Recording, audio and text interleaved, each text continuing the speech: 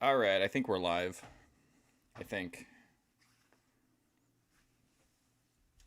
Welcome to the stream. Of course, today we're going to be starting UWF in mono where available. I couldn't find a non-mono version. But yeah, Herb Abrams UWF, we're going to start today. Very exciting. And then, let's see, tomorrow, I still don't know for sure what I'm going to do. I think it's going to be a Jedi deep dive. Thursday is going to be primetime with George Durunda. Friday is going to be 1988 Memphis Wrestling. Saturday, we're going to watch a movie, which should be fun, hopefully. And hopefully we won't get hit by copyright since that's hit us like the last, I think, 2 or 3 movie days. But anyway, yeah, that's the schedule for the foreseeable future. What's up? It's me.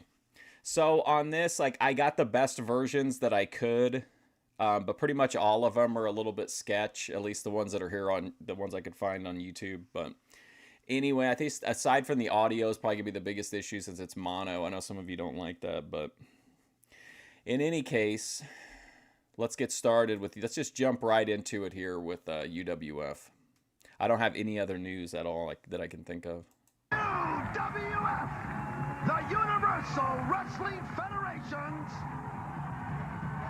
Fury Hour.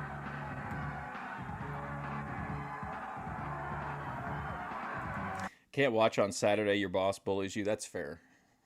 Well, not to you, but I understand. There's excitement in the air Oh, throughout this boy. capacity crowd. This is the premiere of the UWF. Hello, wrestling fans. I'm Herb Abrams. Join me in welcoming wrestling's only living legend, Bruno Sammartino. Herb, I'm thrilled to be here. I'll tell you, we have some of the finest talent anywhere in the world. It's all gathered here in UWF. Ladies and gentlemen, you're in for an hour that's going What's to up, be a real Parbs? treat. On this week's show, ladies and gentlemen, Dr. Death, Steve Williams, wrestling's powerhouse. Also on Powerhouse. the card, the unpredictable Cactus Jack will be with us. David Sammartino. Oh my God. From Atlanta, Georgia. Portland's own Roughhouse. Oh my God, Billy hell Jack yeah. Haynes. South African villain Colonel DeBeers. We know who Daninsky's favorite's gonna be. In addition, the wonderful one, Mr. Wonderful. Well, they ran into problems with WWF, right? Because they were using some people. Did Andre make an appearance and Honky Tonk Man? And I was thinking there were some other ones too. Paul Orndorff. And in the feature match, Killer B beat Brian Blair Brawl for all will loser. tangle with the dangerous one, Dan Spivey. And wrestling fans, as an added feature, Captain Lou Albano in our weekly segment, Captain's Corner. Wrestling fans, coming I down the need aisle something right like now that, dude. is I'm on Dr. Death, Steve slim Williams. pickings on weed, This dude. is one of wrestling's superstars. He's just a powerhouse. Bruno, what do you know about him? Oh, no question, Herb. He is a powerful man, 270, 280 pounds. Look at that guy Tremendous go, wrestler, man. Truly respected and feared by all opponents. Not only throughout the United States, but throughout the world. This is really one of the top wrestlers in the world today.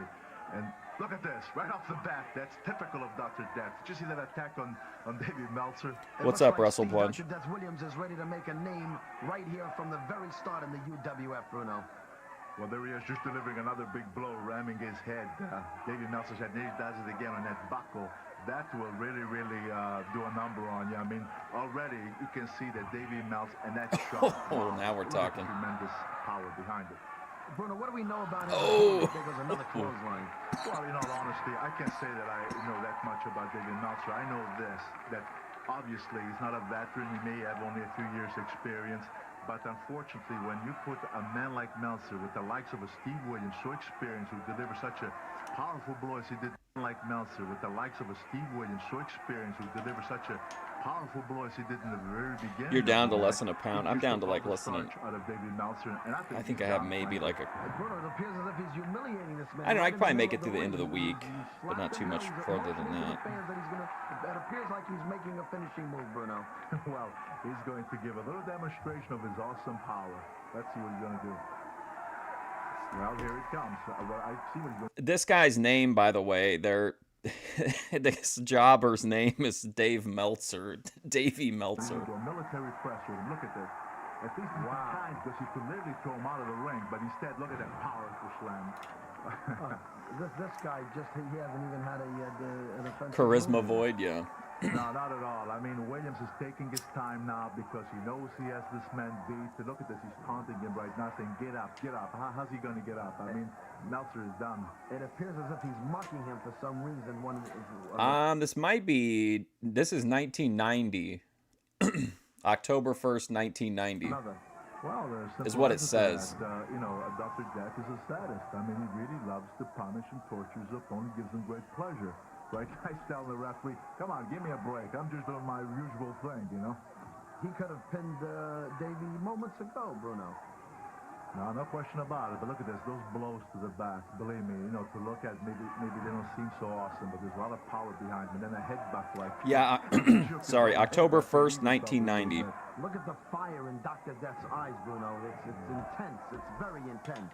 There's something evil about those eyes. But he's not a referee. Come on, ref. I'm not doing anything wrong. This is me, man. This is the way I do things. The referee seems to be getting heated up, trying to back Steve away from his opponent. He just delivered one powerful kick at the midsection of Meltzer. This Meltzer right now, I think you'd rather be anywhere than where he's at right now. Believe me, you don't want to be there. A shot to the chest.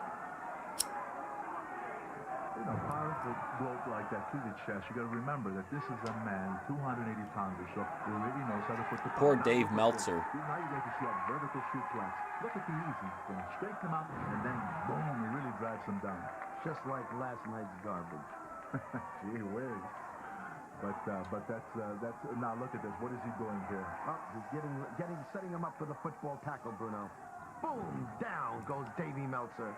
Does he put some power behind that tackle? Does he not? And he could go for the pin right now, but no. Instead, he's signaling one more time to the fans. He could have gone for the pin. What a finisher! The match if he wanted to. And here comes another power. Boom! One more time. Well, he's not even pinning him. No. He's just torturing the man. Are we going to get a stampede? He's telling the audience, look at this, and boom, he goes right. Even the referee seems to be baffled, Bruno. No, not baffled. I think he's a little upset, saying, hey, come on, you got the man. Why don't you just finish it off? Now look oh, at this. yeah, here we go. Look at this. Drives him right against the buckles. That's as devastating as a body slam. And here he does it again. And now comes the big power slam. Yes. Wow, down to the count. 1, 2, 3. Steve Williams, Bruno, he's got it. Well, we knew he had it. I mean, let's face it. We knew 30 seconds after the match started. We knew that Dr. Death had things under control. This guy was kind of, damn it, I missed it again. What the fuck? 30 seconds after the match started. This guy here's kind of south to west coded. In his attire, anyway. Dr. Death seems to be making some... What is he doing here? What is this? He wrote some kind of a note on a piece of paper. Look at this. I mean, to be fair, it's me is saying please. He's not giving orders or anything. He's just imploring. Steve is sending a message to Dr. Death. Look at the replay now. Look at this. Here comes that power, almost like a power slam. One bottle, and boom, here comes the big power slam for the pin. Absolutely awesome.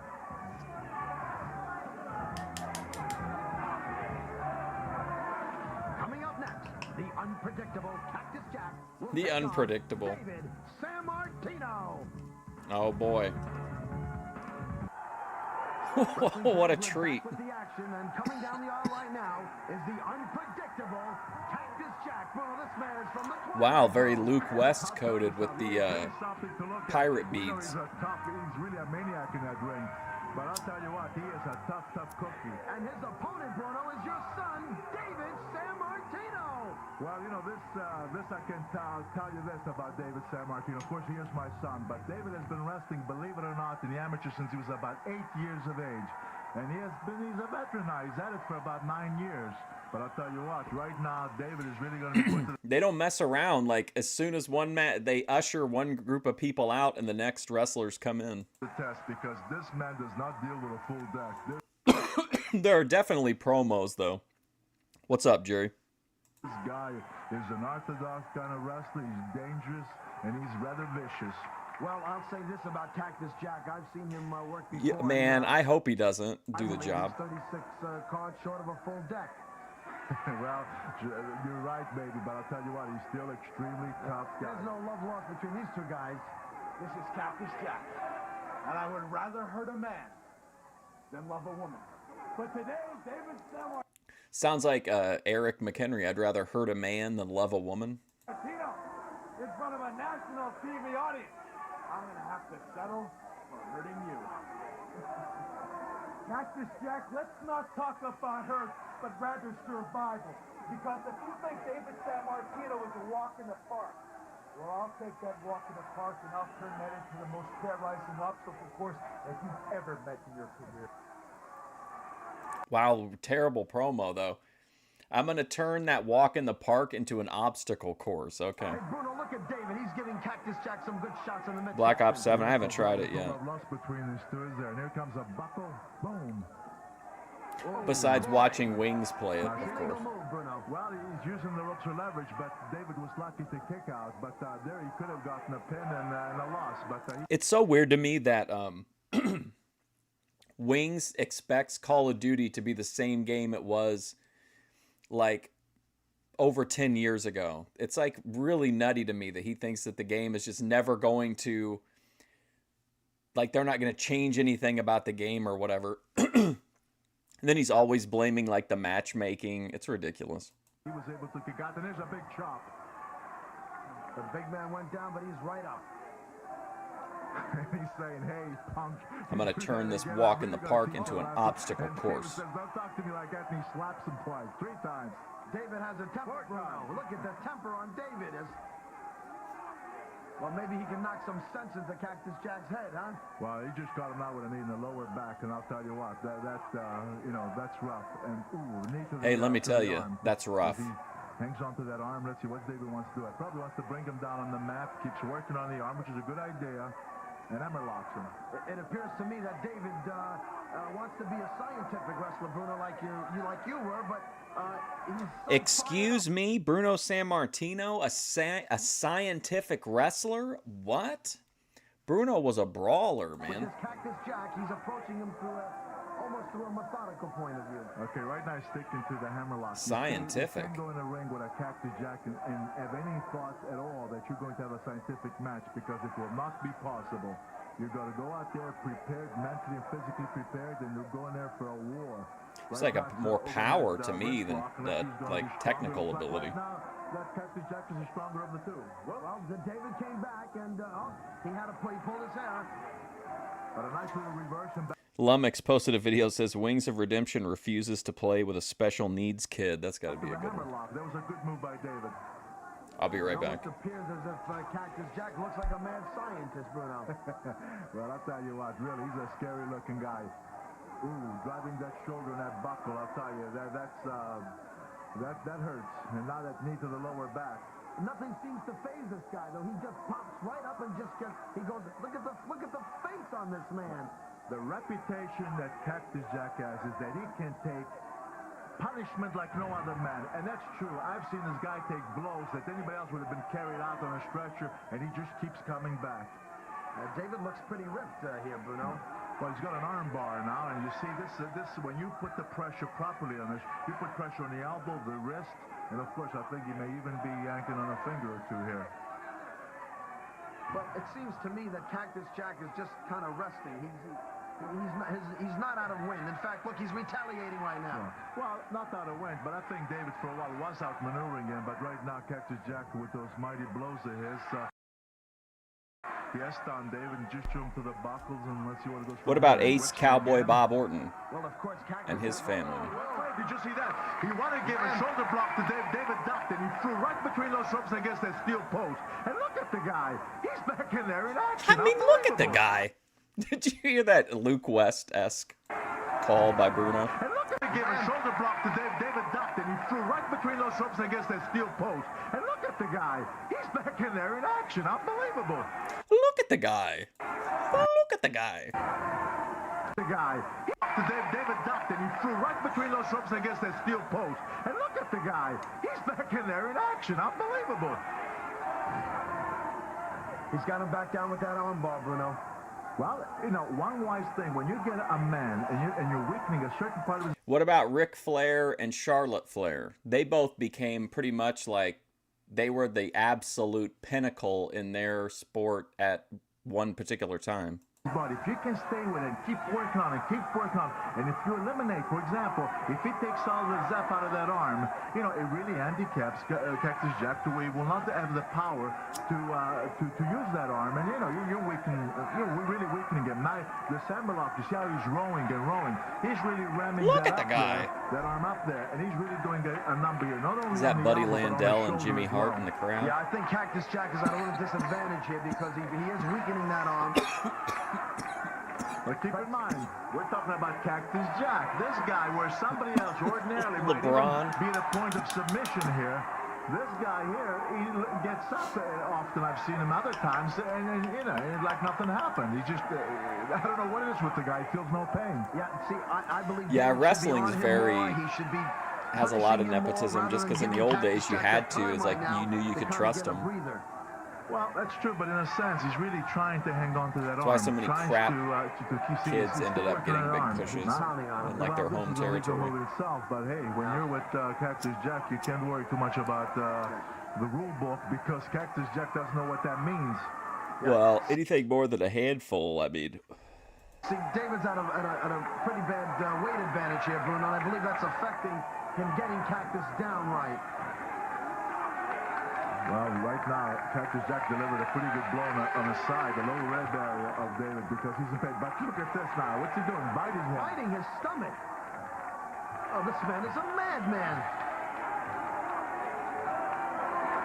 Cactus is a pretty giving worker anyway, I feel like, just in general. Clothesliner. Wow, this looks like it could be it, wrestling fans. Hey, Now you Cactus, see, take it Cactus easy on my going kid. for the pin, Bruno. I can't do a Bruno, sorry. I don't think he'll hold David down. David's not going to go down Gilbert, that easy. there you He'll have to do go. more than that to keep him down for a pin. But you see the thing about this Cactus Look at Jack, the guy. After all the punishment he took, okay, all that punishment, we just ripped him out of the Now what are ring. you going to do about it, And Bruno? look at him now. He's back now, and he's got the edge. He's got the advantage. You see what I mean? This guy feels no pain. Yeah, David looks like he appears to be hurt right here. He appears to be hurt. What's he going to do, Bruno? I watched this movie last night. Have you guys ever seen it? I think there's a movie out in the theaters. It's called, like, what's it called? Predator Badlands or something like that. I watched this knockoff movie called Predator Wastelands. Oh, my God. Oh, my. It was what a really devastating something. blow to the throat, Bruno. Cactus is getting back in the ring, and David, I'm very concerned about him right now. We're going to have to find out what happens to David after this. People are saying, what has resurrected David Sammartino back into professional wrestling? And that's plain and simple, and that's the UWF for one reason and one reason only. Because this is the only wrestling organization that doesn't make a mockery out of professional wrestling. That has collected the toughest men in the world to compete here. And that's why I'm here, because you see, David Sammartino needs a challenge. And that's why I'm here. And the contract is open. Contract is open, guys. Oh yeah, everybody's buzzing over the UWF merchandise. Check out these caps. Aren't they cool? Oh, Check man, out ATF Media is definitely going to love this. this shirt. I like it. Oh yeah, look at the biceps on Mr. Wonderful. They're bulging. And look at... Oh no, these are standing Spivey. I don't think I'd get this one. Look at that Dan Spivey shirt. The Universal Wrestling Federation returns to the Southern Man, look at that. $12.95 for a shirt, man. That's what I'm talking about. Thursday, October 11th. Tempers are going to go off the scale as the hottest stars heat up the night. Whoa, the world's turning. The yin's up. The stock's up. And you know what else is up? UWF. And I'm telling you, it's up. There's a lot of great athletes. Wish I could read his shirt. But you're looking at the... Is that like a band, maybe? Prayer something? greatest. It looks like a mirror you could win at like a county fair or something. Four-time All-American at the University of Oklahoma. Like the design that would be on a wrestling. carnival hey, mirror. I beat them all. I've thrown them out. In bars, let me tell you, bars, we're not going to talk about bars now. I can't find anything Talk about like that. pro wrestling. Pro wrestling's all about it right now. UWF, I'm here in Los Angeles. They call it the La La Land.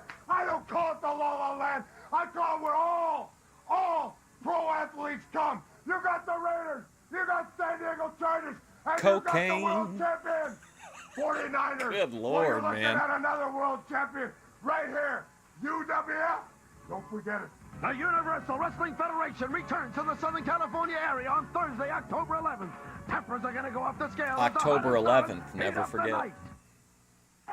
Fans went back to action here. David appears to be dazed, but that doesn't make a mockery of the business. How does it feel as being the father? I'm so mad. I'm Eric McHenrying my own face. Just occurred here in the ring. First of all, just seen Brought him in the hard way. Request take a tremendous suplex here, and he's down. Let's see what happens here. One pass request take a tremendous suplex here, and he's down. And let's see what happens here. Suplex. Pass request take a tremendous suplex here. I like the idea of a shoeplex, like an entire living, like an entire community built of shoes. That seems like Tony Atlas's dream. Here, and he's down, and let's see what happens here. 1, 2. Oh, just kicked out in time. You know, La La look, Land. Kurt, I've been asked that question many, many times. And as Yeah, a he called professional, Vegas I try to La be a La professional. Land? Deep Yeah. down in my guts, of course it bothers me. Every time I see him take a blow, it hurts me. But as a commentator, as a guy who's been in the ring for all these years, I have to play it just like David's just another wrestler. That's what I have to do. But naturally, I feel it inside. Right now, the main thing here, he's caught in a chin lock by this, I was going to say maniac, maybe being a little partial here, but that's how I Remember view when this Bruno man. was on Well, this Donahue chin lock or here whatever? can be very, Where did we very, see him at? Much more painful than it appears. Morton Downey Jr. Well, and he it was appears, sounding Bruno, that off Cactus about Jack does have the Vince. edge over David, because I'm sure he's still The people in the crowd were recuperating from heckling a him. devastating blow to the throat, and maybe he's regaining a little strength here. David's got a lot of power. As you can see, look at those biceps, as he pulled his arms apart. But, well, Cactus Jack just came with a knee right in the middle of the back. And that took a little steam out of David again, and he's caught in the same reverse chin lock again.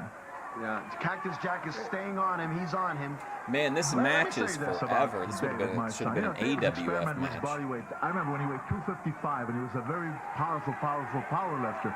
But now he's down to about 225. He tells me that perhaps he's not as strong as he was, but he feels like he has more speed, he has great stamina, and he believes that he still has a lot of strength. And look at this, he's still caught this chin lock, and somehow I can't seem to be able to escape it. And I'm a little surprised. Wait a minute. David is steady. There See, here you go. Take a look at the powerlifting of David Sammartino. What a backdrop. And you know what? Cactus Jack is absolutely at the back. Bruno's tough for me. I can't dial in on it. He should get up. He should get up right now and really take over. Oh.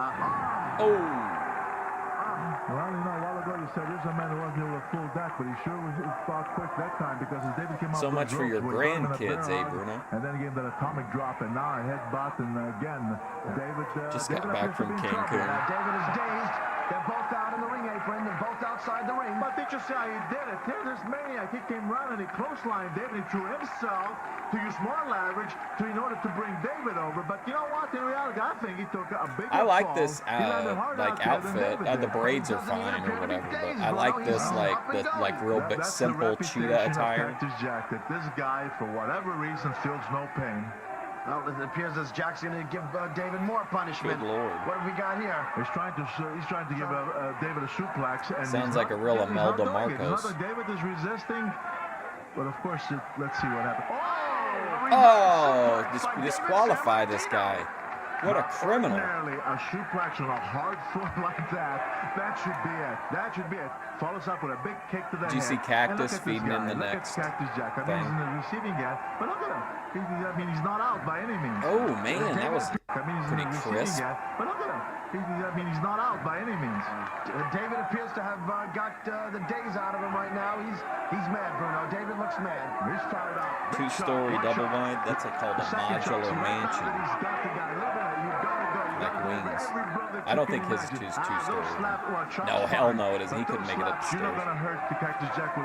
Way too much in this. Don't you think this should have been like a quarter of this length and just let David get in his best stuff instead of slapping him 9 times and then now these weak-looking chops? Right now, beautiful kick right in the midsection. Holding him in a small package. 1, 2. Look at this. Is this? Oh, wow. Look. Vegan Patriot time traveling down in the front row. I just noticed Close it. but no cigar. Laps and rights to the midsection. Boom, boom, good speed. No. Stop. This is getting to be too much. I don't know if you hit this guy in the head if it affects. Do you really want, as a wrestler, to have to do this much? I mean, I get Cactus is like durable and everything, but like, good Lord, man. I don't think it makes David look good to just keep doing all the, like, throwing 10 fucking punches and shit. Center rope. Wow, that looked, well, I hate to say, but it appears as Jack should get on him right now. Come on, David. Come on, get up. You know, a neck breaker like that. Like, I get having to have him on the show to get his old man, but, like, this should have been like a 5-minute match.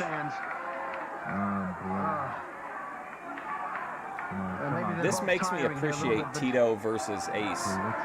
Jack, here he goes, whipping him to the buckle. We're going to call that the match of the year in the Void. Tito Santana versus Bob Orton. When he hit that bop, it came flying over. It came flying right off of it. Jack just picks him up again. Looks like a reverse cradle here. What a backslide. No, I think he wants to get him on a backslide. Come on, bend over. If he can bend over and bring him over his shoulder, he'll have him on a backslide. Oh my God, now let's slow it down even more. It can happen. It can happen. Maybe Ben. No. Gee, only a boy, this guy. Are we going to get a... Oh my God, can you imagine if they fucking protect him with a time? Who's going to be the victor of this match? Like an expiration of time? Count, what do they call David it? was out punching, what's he doing, scraping across the eyes, and that didn't slow him down too much. Leg dive, brings him down.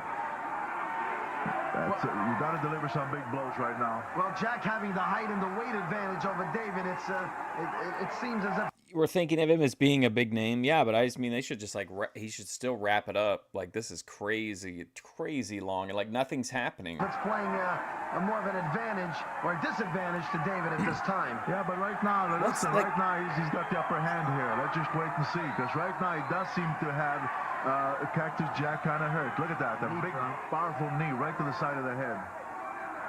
Yeah, Jack appears to be tiring right here, Bruno. Well, I don't know if he's tired. I think that... Yeah, there we go. So I was going to say, it looks like... What is this? What is this? Oh, there we go. That was ridiculous. That will be a disqualification. It has to be. You don't do that to an official. That has to be... Weird finish. Disqualification. Out of the sky blue, Cactus Jack headbutts the referee. I don't understand it. I don't know if maybe the referee told him to break, maybe the referee told him to... I don't know what happened. Even VP is upset about this. He raises his hand. No way, pal. It can't happen. Referee is getting back in the ring. I don't really know what the official announcement will be here, wrestling. There's the replay. Look at this. What do you mean you don't know what the official word will When be? you do that, that's it. He's disqualified. No question about it. David is the winner. Brutal. Wow! The referee awards the decision to David Sammartino. Still to come, wrestling fans. Captain Lou's corner. Oh, this will save us.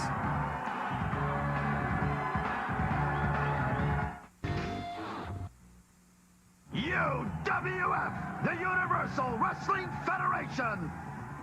The ultimate in sports entertainment. Coming down the aisle right now, wrestling fans, is Portland's own Billy Jack, the Keith Eric tremendous talent to the sport. of the UWF. Jack has been around a while. The white I'll tell you Keith what, Eric. He's one of the more popular wrestlers around the country and around the world, as a matter of fact. So he got a choker on big for man it. and very powerful guy. I'll tell you what, he's got a full Nelson, second to no one. Yeah, I remember his full Nelson, and he is a very, very powerful individual. His opponent is, of course, Spitball Patterson. We don't know much Yeah, that about was a him other than terrible the fact ending. that, Spitball He's Patterson? been wrestling for a while, and Wow. he's at no disadvantage in height and weight, Bruno. Yeah, but I was just going to say, nice takedown. See, got behind him, scooped him up, took him down. Beautiful takedown, and now he's trying to kick out the Spitball. That's one way of getting to the ropes. I was going to say, he better just let Billy Jack do whatever he wants in the ring, or this could go really bad for him. Height-wise, Spitball might be maybe an inch taller. Weight-wise, they might be the same. But look at the distribution of the weight of these two. You can see where the better conditioned athlete is, and that's, of course, Billy Jack Haynes. Well, there's obviously no doubt about that. Billy Jack works out at the gym 4 or 5 days a week. It appears that Spitball does just that. Well, Spitball just got behind, Billy Jack, but he didn't know what to do. And Billy Jack just took that arm and took him over the side. The and biggest now he's got an names of armbar. what's When you left. get behind somebody like that, you can't just hold. You're giving the man time to think. From and to the other react. companies. And Spitball just, sort of... Yeah, but I love Billy Jack shoots. Billy I Jack wish we from could watch him behind, on he was here, just but hanging stupid on. thumb media Serious mistake. always You don't do claims that and him. get away with it. Well, we know that Billy Jack could go either way. He could be a scientific wrestler. He could be a brawler in that ring, Bruno. Remember when he Listen, threw to be up on successful Hercules at wrestler WrestleMania today, 3? In the world of wrestling, you have to do just that because there are individuals who come in Bombshell that ring, come in there tonight. with the intention of wrestling. Put that They on come your right show, off the Nancy bat with Grace. catch you Vince with a McMahon kick or a stiff punch or murdered. whatever. So you have He to be listed able to off do all that. those. You know, He had that early on in my dossier, career, remember? I got these That was cauliflower ears awesome. and busted nose because I thought that you had to go in And sometimes he would show a dossier and then list all the information. He'd be like, well, you can't blame this one on Vince, but whatever.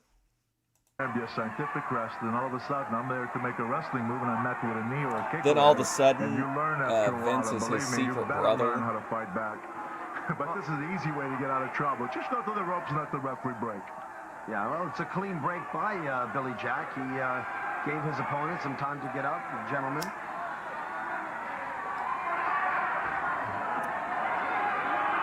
And here we go again. Now let's see. Billy Jack saying, come here, come here. And he did it with an uppercut. Jack said, that's not what I had in mind. Come on, Billy. Well, Don't let him do this is this the first to time you, it appears man. that Billy Jack may be in a little trouble. Nice elbow. Nice elbow. He really caught Blackjack. He came off the ropes. The spitball with a nice elbow. And it Vincent no doubt Killer about it, McMahon. he found, Billy. What's up, Bruno, did you Daninsky? see that? Did you see Spitball just spit, or was that Billy Jack? I thought about you when I That's said what I'm saying. bombshell You gotta hit the tonight. midsection, so hard that they just couldn't help it, I guess. Bombshell tonight. Hey, this guy's no weakling. You know, he weighs 285. He's a big man. 285. Yeah, that's an elbow smash to the throat. Yeah, but he came charging from center ring, and he really put his weight behind that elbow smash. And when you put the 280 pounds behind that elbow, I mean, I don't think the conspiracy, I don't think he thinks that Vince physically did it with his hands. But you also have to know that, like, he doesn't just think that Vince murdered him. He thinks Vince has murdered, like, Eddie Guerrero, Owen Hart, all these other people. Like, anybody who gets on Vince's bad side, according to Billy Jack, gets the knife. and you can see Billy Jack is He views Vince McMahon like QAnon people view Hillary Clinton. They think, he thinks that Vince is this all-powerful entity that pulls every string and just has all of his enemies taken out. right now. And here he goes, a beautiful reversal. Oh, what a beautiful shoot. Is mine as low? Hang on. Well, what happened? I'm sorry, I brought mine down for some reason. See if that's better. Sorry. Blacks, that was great. He whips him to center up, gets right in from the back, picks him up into a beautiful suplex. That was great.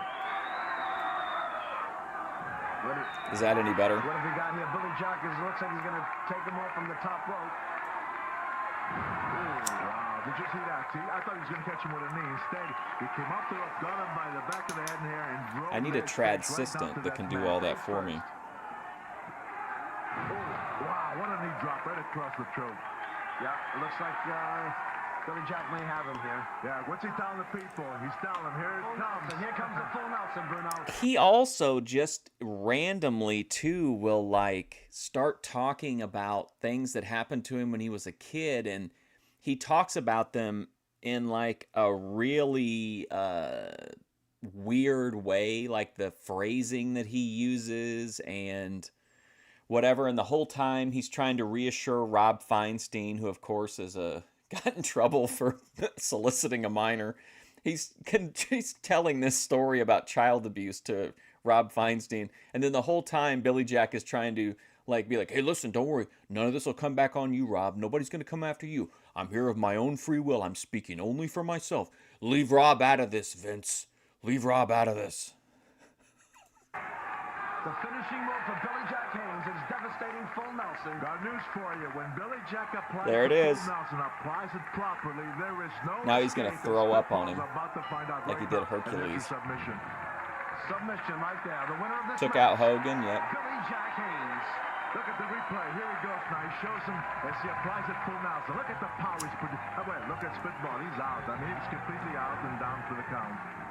Wrestling fans, we take you back August 26, 1990 in New York City to the press conference that took place announcing the formation of the... Herb Abrams like, listen, I'm investing millions of dollars and stacks of cocaine into this new wrestling company. I need 2 guys who are going to send an immediate message that we have big names and that we are going to have the best wrestling on earth.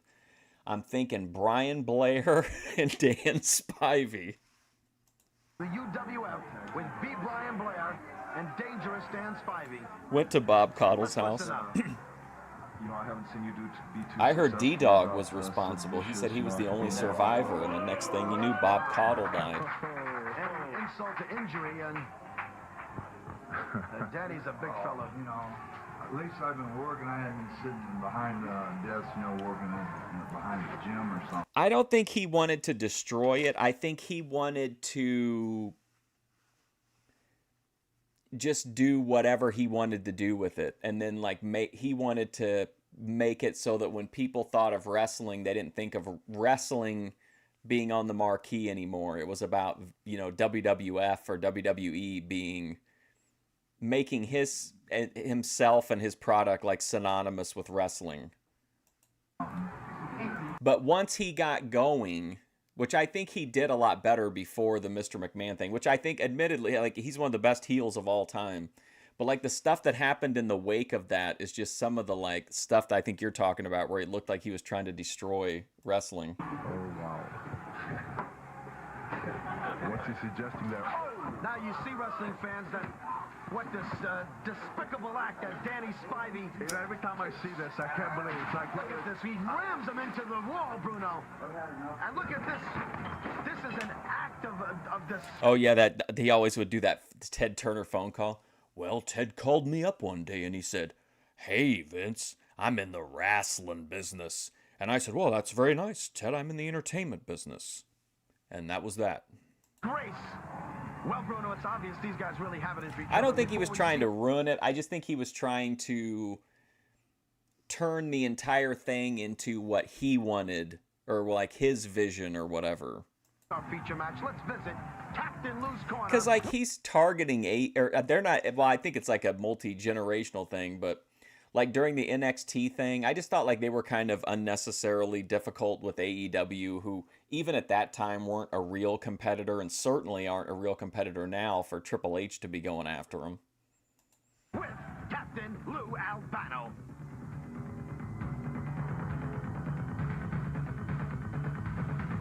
Hi, I'm Captain Lou Albano, and I've been asked this question many a time. Where do you I don't find the mind world's- Spivey. I just can't imagine him being the guy, and then in addition, Brian Blair as the people that you're taking to like your press greatest conference. wrestling? Well, I'll tell you, it's the UWF, and right now, my very special guest, B. Brian Blair.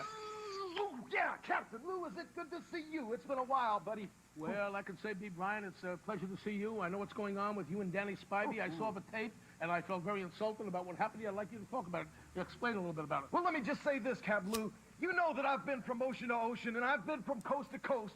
But right now, Dangerous Dan Spivey, you're the man that I despise the most. Because you got a lot of nerve, buddy. You got a lot of nerve.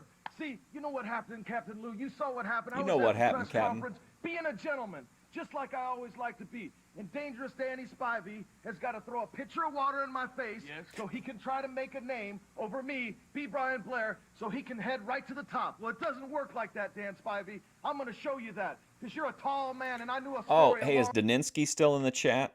You know we officially have to abandon even the fantasy of Raven carrying Heroes of Wrestling 2 for us.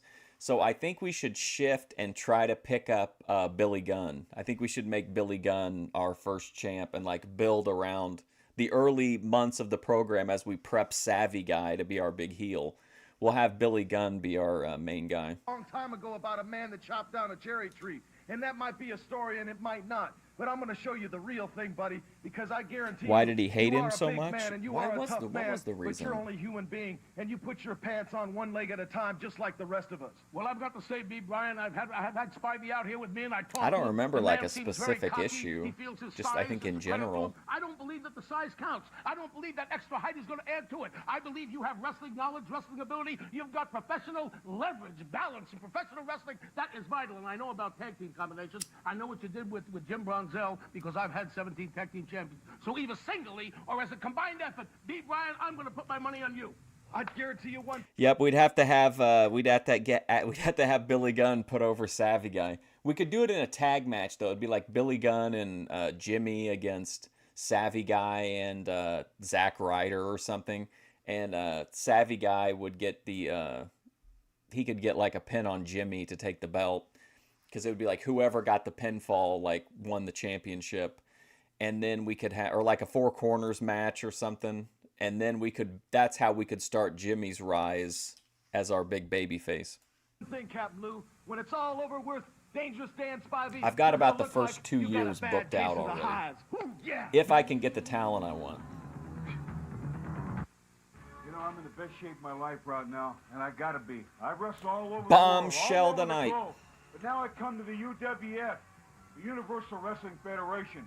I still love you, little kid, but Billy Jack Haynes goes in that ring to win. And I know the toughest competition is here in the UWF, so no matter what goes down, the full Nelson's ready, and I come in that ring to do one thing, and to fight and win. I'm gonna say that I saw those kids that were on the train tracks, and I'm gonna set the record straight. The world has Oh, been here's against Daninsky's South African favorite. Colonel DeBeers for much too long. But now, the UWF promises me a chance at a world title. They said they will not be prejudiced against Colonel DeBeers. Well, it's about time that there was fairness in America. Because America... Vinny said he doesn't want to appear, he doesn't want to be a character in the show, although I kind of doubt it, because, I mean, that hypnotism panel was, clearly he wanted to be part of, well, he claims it's because he's speaking of generational, his dad was a hypnotist, I guess John was a hypnotist, so he wants to be a hypnotist, but Vinny claims he wants to work behind the scenes only in Heroes of Wrestling, so he may be like the Kevin Dunn of the company. America seems blind to a lot of things. Blind to the fact that their politicians lie to them. Blind to the fact that the national debt keeps soaring. True. Blind to the fact that the world's greatest athlete, Colonel DeBeers, has been amongst your midst, and he's never been given the proper recognition that he deserves. But let it be known that in the valley of the blind, the one-eyed man is king. Peppers are going to go up The to scale one when the bald Universal man Wrestling is Federation king. returns to the Southern Shout out King California area TL. on Thursday, October 11th. We're back to Mad Action Wrestling fans. Herb Abrams here with Bruno Sammartino. Here he We have comes. coming down the ring area from South Africa, Colonel DeBeers. This is one arrogant individual and wrestler in the ring.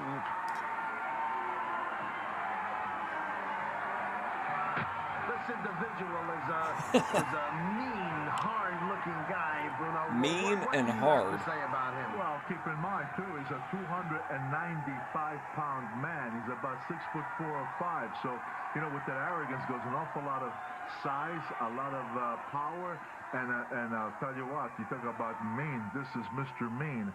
And you know what? Right now, I feel for his opponent, Michael Allen. I mean, Michael Allen's an average-sized wrestler. What is he, about 235 pounds, 240 pounds? But next to DeBeers, whoop. Hammerlock, good switch. He switched, but you see the experience they get. DeBeers comes with that elbow and catches him right in the chops. Well, this youngster is a local boy here from San Bernardino, and San Bernardino. He's new to the grappling game, Bruno, and he's going to take a big lesson and learn a big lesson from Colonel But did you DeBeers. see that? DeBeers got him by the hair. I mean, he yanked him. What about was 3 4 DeBeers feet supposed in to the air be, and like an slammed him down. apartheid era South African? I don't think he was directly a Nazi. He wasn't a Nazi, was he? To get a big lesson from a mean, vicious, tough individual. And I question if Michael Allen has ever experienced in his wrestling days someone quite like Colonel DeBeers. Wow, he just took a big fist to the face from the Colonel. That's a vicious move. He rammed his head into his army boot. Big buckle and a clothesliner.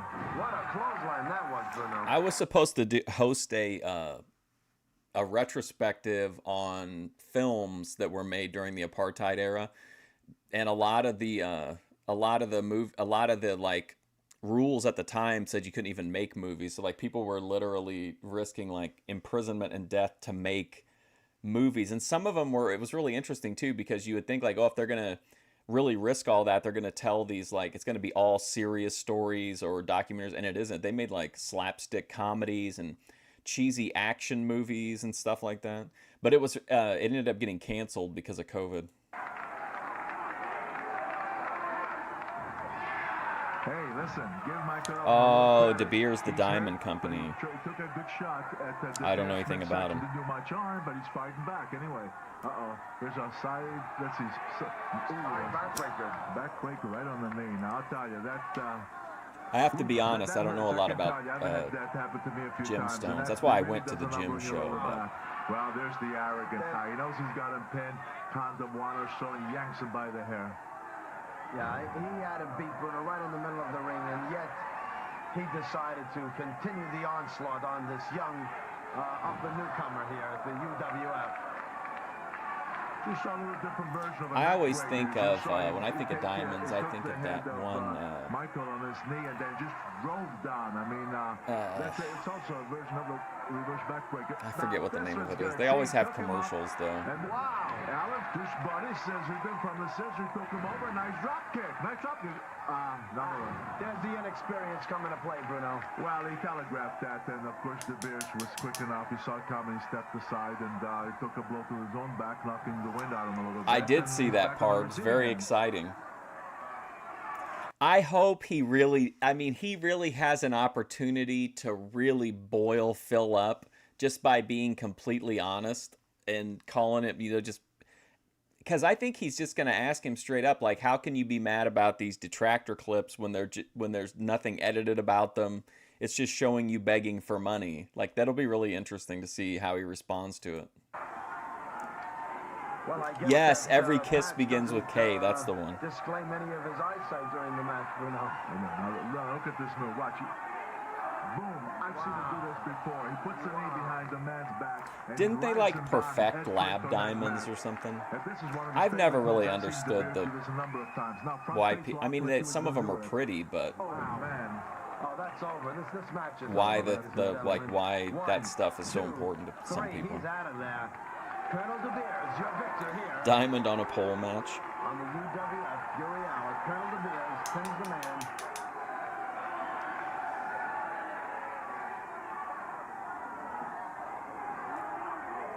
Well, as you can see on the replay, DeBeers took him on a front face lock. I like how excited he was about the DDT. Well, wrestling fans, you saw it. This individual has proved his arrogance. Still, after he has beaten his man, he's there gloating. This bigoted, rotten excuse for a human being. What did he do in the match that was deserved this level of hate? Oh shit, son! That's right, Paul Orndorff. And I'm going to tell you something. Let me tell you something. My son, he could beat this guy easily. By the time that bell rings, this man is non-stop action. He is always in such tremendous shape. He's just awesome in that ring. The Mandela effect. Ricky Ataki, I'm afraid. I'm so like, I get so like brain locked on that stuff and like simulation theory. If I start thinking about it, I'll like really go down the rabbit hole. But I'm afraid that he's going to be in for one night of experience that he will not forget. Yeah, I think Mr. Orndorff, absolutely, man. I love those old videos of him from prime time when he was a heel, and they just show him just yelling at everybody, insulting people. I remember the one where he went to the gym and he just called everyone in there like fat and out of shape. With Mr. Wonderful. He was a fantastic villain. Might have taken off maybe 10, 15 pounds, but somehow he seems really hard. His body's really defined. And look at the hey, Bob Brown, what's up, man? Whoa, beautiful duck. Terrific, wow. Terrific close line. And see what I mean? They're always moving. Tremendous energy. Well, father-son teams, what about Fritz and Lance Meyer? I tell you, Paul is a no-nonsense guy. I mean, he may be a fan favorite, but he'll go out there. There's that uncle, fake uncle. Mr. Ataki's finding out How? Okay. How long did it take Lance Von Erich to go through the friend to uncle pipeline? Yeah, I sure wouldn't want to be in Mr. Tachi's shoes right now. It looks like he's in a... You know, Orndorff always, he struck me, when he wrestles, almost like a hangry man, like he's always really angry. Oh, you know what he just said, to the fans? He's saying, hey, do you want me to give him the pile driver? That's his move, you know. And I'll tell you something else, Herb, when he does, beautiful drop kick, beautiful.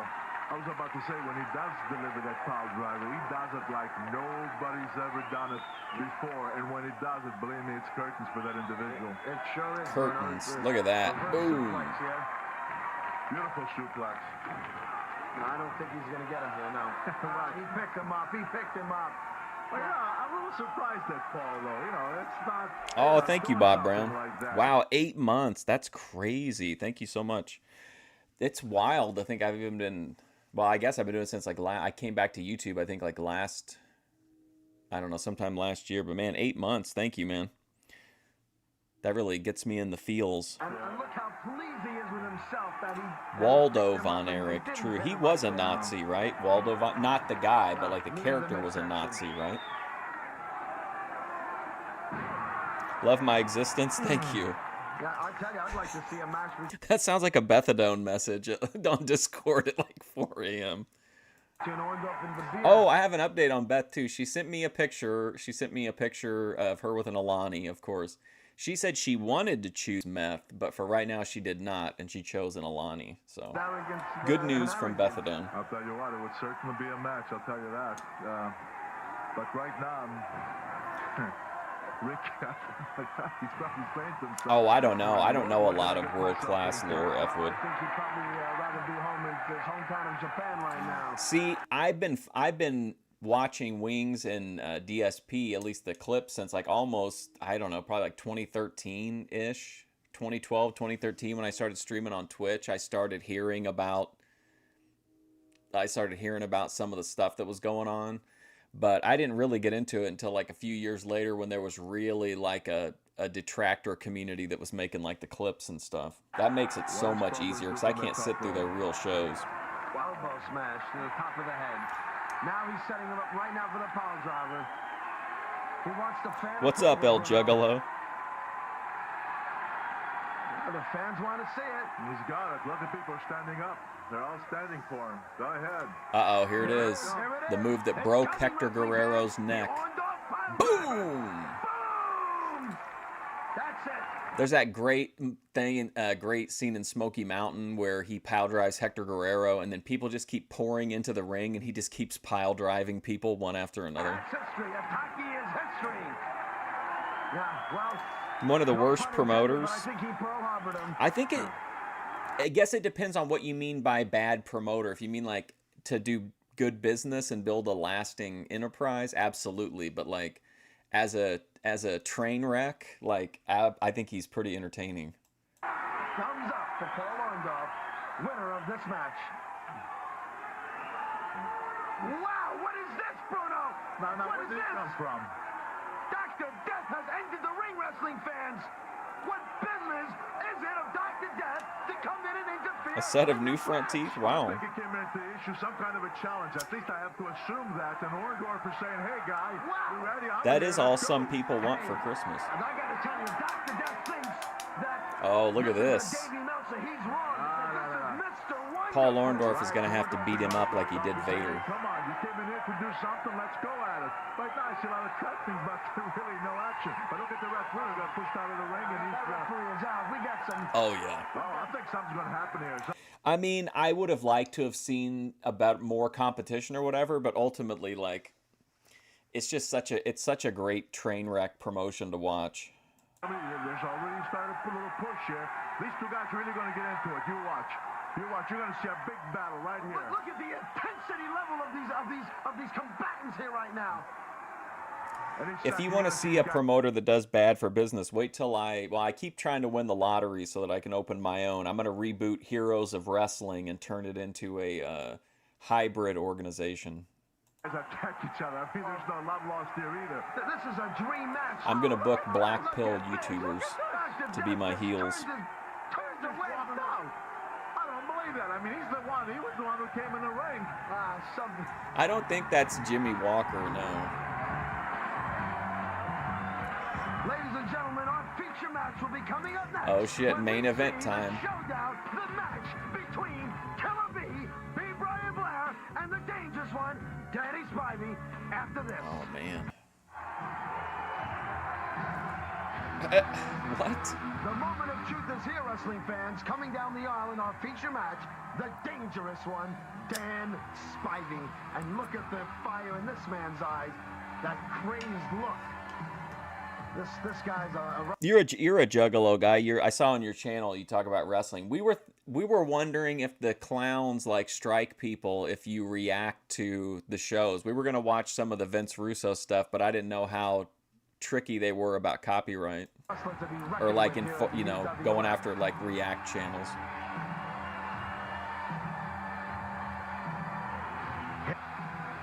Here he comes, wrestling fans. His opponent, the Killer B. Yeah, the clowns have definitely put on some weird shows, but at least they were like, well, I guess Heroes of Wrestling was like a one-off too. But yeah, they definitely put together some like book anybody that wrestled in the 80s or 90s and just put whoever they are and just put them in there with like some weird ass gimmicks. B. Brian Blair, he is a fan favorite. How many numbers are needed? I think a lot. I think you have to like do 6.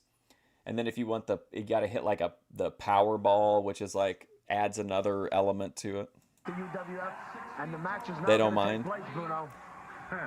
I think we should do that then, because I'm pretty curious about the Vince Russo It certainly will. stuff. I'll tell you what. I was going to say, you watch. When one of them steps in the ring, you're going to attack each other like two angry dogs because these two... Oh, that person in the front row doesn't have pink hair. It was just the lights. My bad. Look on who's fight. Spivey. Well, I think Spivey's kind of taunting with him, playing with him. Brian, of course, how many times have I watched it? A few. We did a complete watch along. We did like, I don't know, I think it was like 5 or 6 hour stream one time. That was just random wrestling things. We watched that real old public access Macho Man interview, and then the entire Heroes of Wrestling. That was the one time we got Jim Neihart in the thumbnail. Oh, here we go. Here we go. You know what you're going to see here, I believe, just my opinion. These two guys are really capable of having a great wrestling match, especially, I would watch it again, though. I mean, especially in this kind of environment. It's easy to rewatch stuff if you're streaming it, because you always have people to like, people that are seeing it for the first time or for the first time in a long time, or like notice things that you don't notice. Man, look at this brutal kick. Because when two guys hate each other as much as these two, they're going to go out there and they're going to deliver every darn blow, illegal and otherwise, just to try to see how much pain and harm they can inflict on one another. I can't believe this guy beat up Adrian Adonis.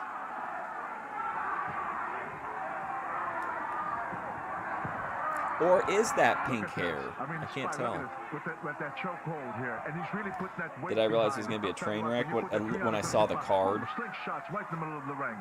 I watched it live at the time, me and my friend. As we said from the beginning, there's an awful lot of hate here. I mean, it was a complete wreck. Like, it was everybody was like way far gone that was there pretty much. Like, nobody really was putting in any effort at all. I'm pretty sure, though, around that time, you knew that, like, if Jake Roberts was on the show, it was going to be a disaster. One has really destroyed the other guy, really has done, the producers. Physical damage to him. Immediately. I bet, though, they just thought it would be a shitty show. They probably didn't expect, like, Jake to come out that intoxicated and do the things that he did. Yeah, this is the war to settle the score, but... Hey, that's Bear Hog. You know, a guy like Spivey with that 350 pounds frame of his got an awful lot of power. And I'll tell you what, he can really do a number on Blair's back. Well, I mean, when Jake, probably when they, like when Jake got there or they noticed the condition he was in. But I mean, they chose to send him out. They could have had him just cut a promo from the back and get jumped, have somebody else come in. And I mean, it would suck for the fans, but at least you'd get like out of it a little bit better. Because Blair's been waiting for this match. There's an awful lot of hate that has built up from that incident in New York, and he'll rather see his back break before he'll quit. He's out of it. Oh, what a close liner. Gee, he came off the ropes. He was going to go for a tackle, but Spivey, to his credit, he caught him with a clothesliner, and there's Blair in trouble again. And boom, what a left right to the head. The whole thing was a mess. Yeah, but I gotta tell you, There was like one good match, I think. I can feel it. I know it in my bones. He's gonna come back. Those are big budget heroes of wrestling, yeah. There it is. No. Oh my God. I don't know if you guys saw this or not, but I guess the Saudis have made it, or are the leading contenders to buy Warner Brothers, which I think is such bullshit. It's so weird to me that, like, and I know people don't value art like they used to, but like Warner Brothers represents like a huge, massive section of like American culture. Like, movies they're the story, you know, they tell stories of our country and what was going on at the time and how our artists were, you know, how the artists were expressing themselves at the time.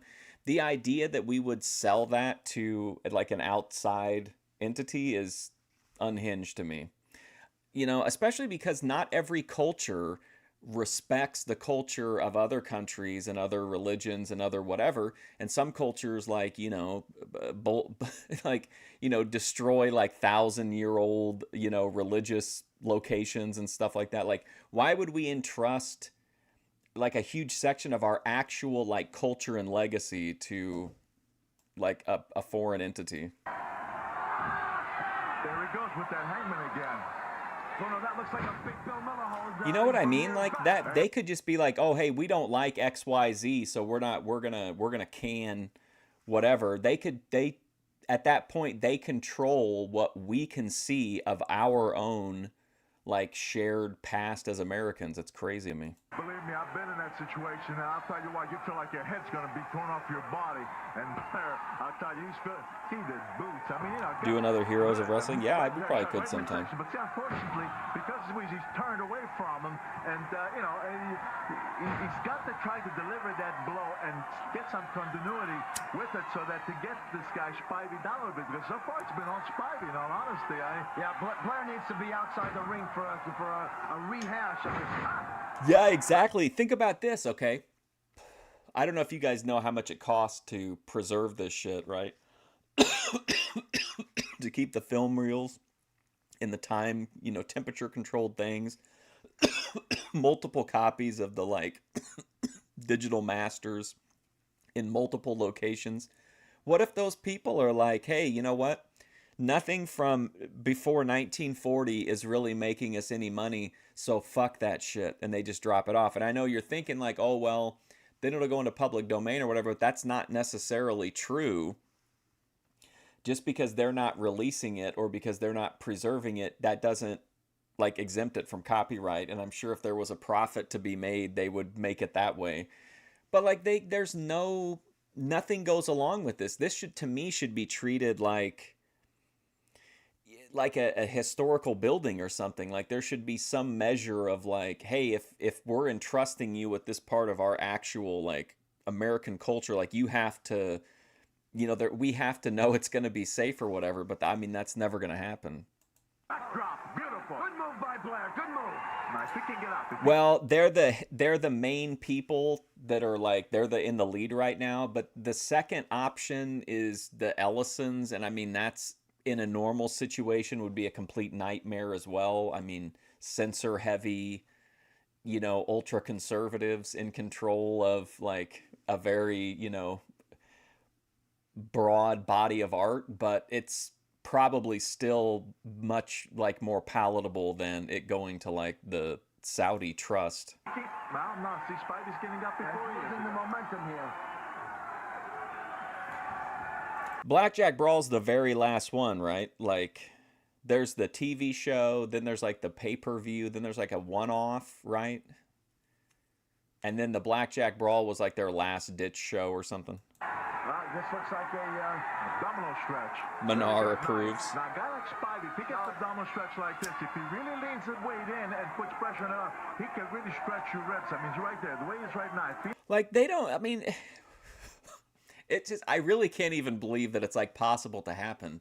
But it's just crazy to think of all that stuff. There's so much. Even the people who own Warner now hate it. Like, they shit on it. They pulled all the shit off the fucking Max and put it on Tubi and shit, so you have to sit through ads. They've cut back on, like, restorations. They've done more licensing out, which can be good in some instances, but it's just wild to think that, like, that's 100 years of American cinema that's just like that we have no control, we'll have no control over anymore. Like, that's insane. He leans more, puts more pressure onto that arm and leans his own body, puts a leverage to Spidey's left. Hey, beautiful, Yeah, beautiful, beautiful. Ah, he misses with the elbow drop. Brian's in agony, but in this match, Blair will be like the cat with What's nine up, lives. Randy? He can take 7 lives, but he's going to keep coming back. He's going to keep coming back. neckbreaker. I just get heated about movies, like art, like art preservation and stuff. Just in the nick of time, a split second, Bruno. I'll tell you what, that's a rarity. I've seen Spidey do that neck breaker to many a guy, and they don't get up. He got up because, like I say, sheer guts, because he knows he don't want to go down and defeat. And what's funny is people will be like, "Oh, but listen, it'll be fine because we'll just upload the DVDs, and because they're in Saudi Arabia and we're in America, they won't be." And it's like, no, these will be American copyrights, and our government is certainly going to help the Saudis get a return on that investment because they want to sell them even more shit. So there's really no upside to it, in my opinion. It's all complete disaster. With it. Now the kick, it wasn't strong. Didn't knock him down. Come on. And listen, that's only one part of this nightmare, right? Then on top of that, on top of the fact that they own 100 years of our American cinematic culture, including like Citizen Kane, Casablanca, like just unbelievable, just incredible, movies. But then they own the rights to all that IP. So these are the people who asked Vince McMahon to bring Yokozuna in for a crown jewel, okay? They don't know anything about American culture or American art. And that's what would happen. They would try to bring Yokozuna into, whatever movie. Like, they control not only the past, but they control the future, and they control the future of characters that are, entrenched in American culture. What if they want to? Yeah, I can't even think about it. It's just a complete nightmare.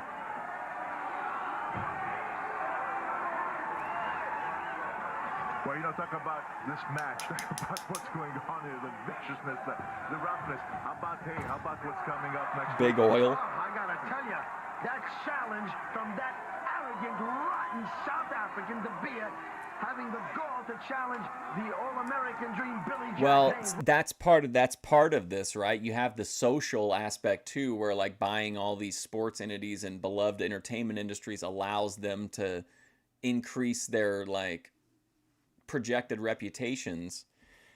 But then you also do have the idea that they know that eventually that oil will either be gone or not in enough quantities to, build whatever they want to build or whatever. And people moving to like renewable energies and stuff like that. So this is what they have enough money to like buy everything. They own EA now. They want to buy Warner Brothers. They own like the pro golfing tour. So like by the time that oil runs out and it's like, okay, finally, we're not dependent on them for this crucial thing anymore. You look around and it's like, oh, well, they funded, like with the oil, they funded locking down pretty much everything. Like, I genuinely believe if they could have gotten away with it in that one bill when they wanted to sell off all that national parks land, that's exactly where it would have ended up at. And luckily, somebody else had that thought too and was able to get it pulled out of the bill at the last second. But, I mean, it's crazy. What a match that'll be, Bruno. What a match it'll be. I just Will they keep I AEW? regret that, but anyway, that's next week. But right That's now, interesting. these two guys are still going I didn't at think it. about that. He still has the I mean, it would be owned by like the Saudi Sovereign Wealth Fund. So I don't really know how their laws work. I can't imagine they have laws that they couldn't just go around or whatever, but it would be interesting because they do spend a bunch of money on WWE. So if they own AEW, Perhaps, but to Blair, you know, you got to give him credit. He's trying, he's hanging in there, and he's fighting back. He's fighting with everything he's got. have I turned against capitalism? I see a very determined No, fighter. it's just And look at this. For the tremendous blow. Yeah, but look at in a this, sense, I tremendous guess, blow from yeah. the top rope. He didn't even go down. He's I hurt. just feel like at a certain point, like art is part of it is, you know, a part of capitalism and a part of making money. But like at a certain point, it becomes like our lore, our history, our shared cultural experiences. And I just can't imagine that going into the hands of like a foreign entity that, again, spend hundreds of millions of dollars on wrestling events and didn't know that Yokozuna was dead. Like they're trying to book dead wrestlers because they remember them from, you know, 30 years ago. But he's still in there. Well, this is the first time They would I've shit seen can it. Spivey where he's just coming back. It looked as if he was almost out of it. What is Brian doing? Good move! You see what he came out center rope, lift up in the air, caught Spider from the back of the head, and I mean, drove him down at first. Beautiful clothesline by Brian. We also live in a like in a vibe-based economy right now where like, yeah, your company's not making any money. In fact, it's losing a lot of money, but the guy who runs it is a vibe or whatever, so the valuation will go way up. Then you can leverage that like just bullshit vibe stuff into like tangible goods and services. You know what I mean? So you're buying real shit based off of like illusion or hope of future success. Come on, if he can keep... another clothesline. He's got the big man down. Leg drop. Herb Abrams didn't have his license. That makes sense. Blows like this. Mistake. Man, mistake. You don't aim, you don't threaten, you don't stop, you keep going. That little pause, it just gave the Spivey enough time to hook him by the thighs and jerk him over the top rope. Now they're both outside the ring. Outside the ring. We don't want to... He claimed that. Yeah, I'm sure Vince looked at this and was like, "Oh goddamn, pal, we got to do something about this. They got Dan Spivey down there." Right against the steel pole. Great maneuver. Gee, I was going to get a great move by Herb Abrams sounds like a lol cow. The way he looked like a lol cow. He acted like a lol cow. Spent his money like a lol cow. And then instead of looking at like just the base realities that anybody could understand, and just being like, a lot of cocaine was done, a lot of bad decisions were made, and a lot of money was lost. Instead, it's like, oh, this is all Vince. Vince is sabotaging me. It's not my fault. Brian Blair versus Dan Spivey in the main event made perfect sense to launch a company. It was Vince that did this. Look at these guys going at it. Tooth and nail with these two. The Saudi should buy Luke West's channel, yes. The referee, They could buy, I mean, they could end up owning Fusion Studios. What if they buy what if the suits in Palo Alto get an offer, Completely ignored the referee. The referee gave a proper count, but they just weren't listening, and they still don't know what's happening. All they want to do is really continue on and look at this, right? I thought he was going to drive right through the hallway there toward the dressing room. what is this? Hey, that's it. That's the only way. There's about 8 guys. Oh, absolutely, yeah. Herb Abrams, I mean, amazing. It could possibly happen. Would have been a great YouTube channel. Wrestling fans, I see Houdini, one of the wrestlers down there, and it doesn't appear as he's going to create any magic here. In fact, I wish he would make this whole thing disappear. But I'm not satisfied with this ending, and I'm sure you fans aren't satisfied either. I think, and I would demand that we have a rematch with these two, with a real showdown to take place to determine who's the better man of these two guys. Well, Spivey's already left the ring area, back to the dressing room. Brian seems to be dazed. He doesn't seem to really know what's happening. He is busted up, fans. I think that Brian... I'm going to try to get a hold of this company. I tried to get a hold of them yesterday, but I missed the working hours. You know that company 7 Days? I was looking at them. They make the soft croissants with the vanilla cream on the inside that you can get at some gas stations. And I looked at the back of the packaging, and it was made. It says that it was made in Slovakia, And so I'm going to talk to them. I want to know I want to know the journey of one of these soft croissants, like what from when they leave the factory until they arrive at my gas station. I'm just going to call them up and I'm going to be like, "Hey, I've got a couple questions about your operation. I want to know like how many of them get sent over on a boat? Like what's the cost per croissant to have them on the boat over here? You know what I mean? I have a lot of croissant-based questions. For UWF officials out there and actually demand a rematch because I don't Make a cryptocurrency? Oh my God, can you imagine?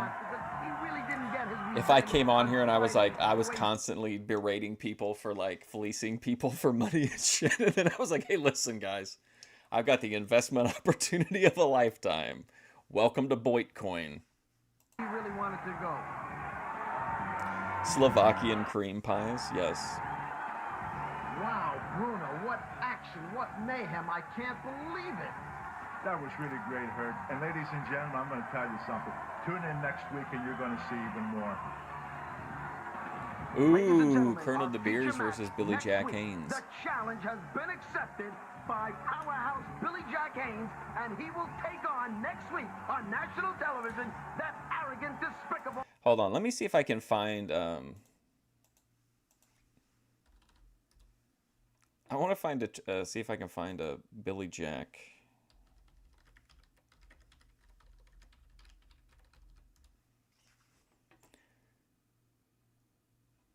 Well, I was trying to find a clip, and it gave me the entire 2.5-hour video of him. I was hoping just to find a clip. Whoa, hey, look at this, though. This is Billy Jack Haynes for the all-new Oregon City Gym located in the Danielson Hilltop Mall. Come on down for the pump of your life. 5,000 square feet of co-ed workout floor, no initiation fee, no contracts to sign. I carry my own complete line of vitamins and weightlifting attire. 8 Suntana Wolf beds, 10 visits for $20. Wow, $2. Complete men's and women's locker room with your own private showers. Located in the Danielson Hilltop Mall, Oregon City. Oh my God. Colonel DeBeers. Wow, what a main event that's going to be. Bitcoin gonna ask, Get Crack would do a rug pull, crypto rug pull in a heartbeat.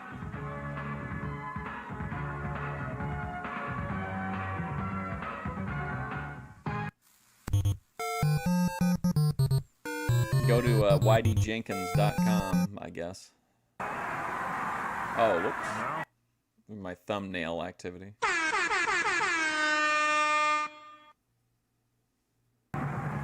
Get the pump of a lifetime.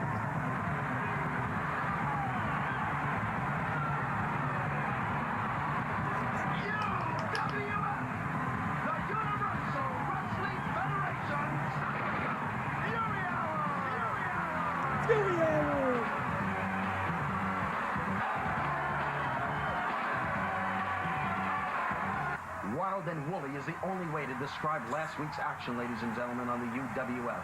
Hello, I'm Herb Abrams, and join me in welcoming wrestling's living legend, Bruno Sammartino. That's right, Herb. Last week was absolutely great, but ladies and gentlemen, wait till you watch this coming hour. On this week's True, Randy. UWF show, we have for you the unpredictable Cactus Jack. Also on the card, the dangerous one, Dan Spivey. Mr. Wonderful Paul Orndorff returns.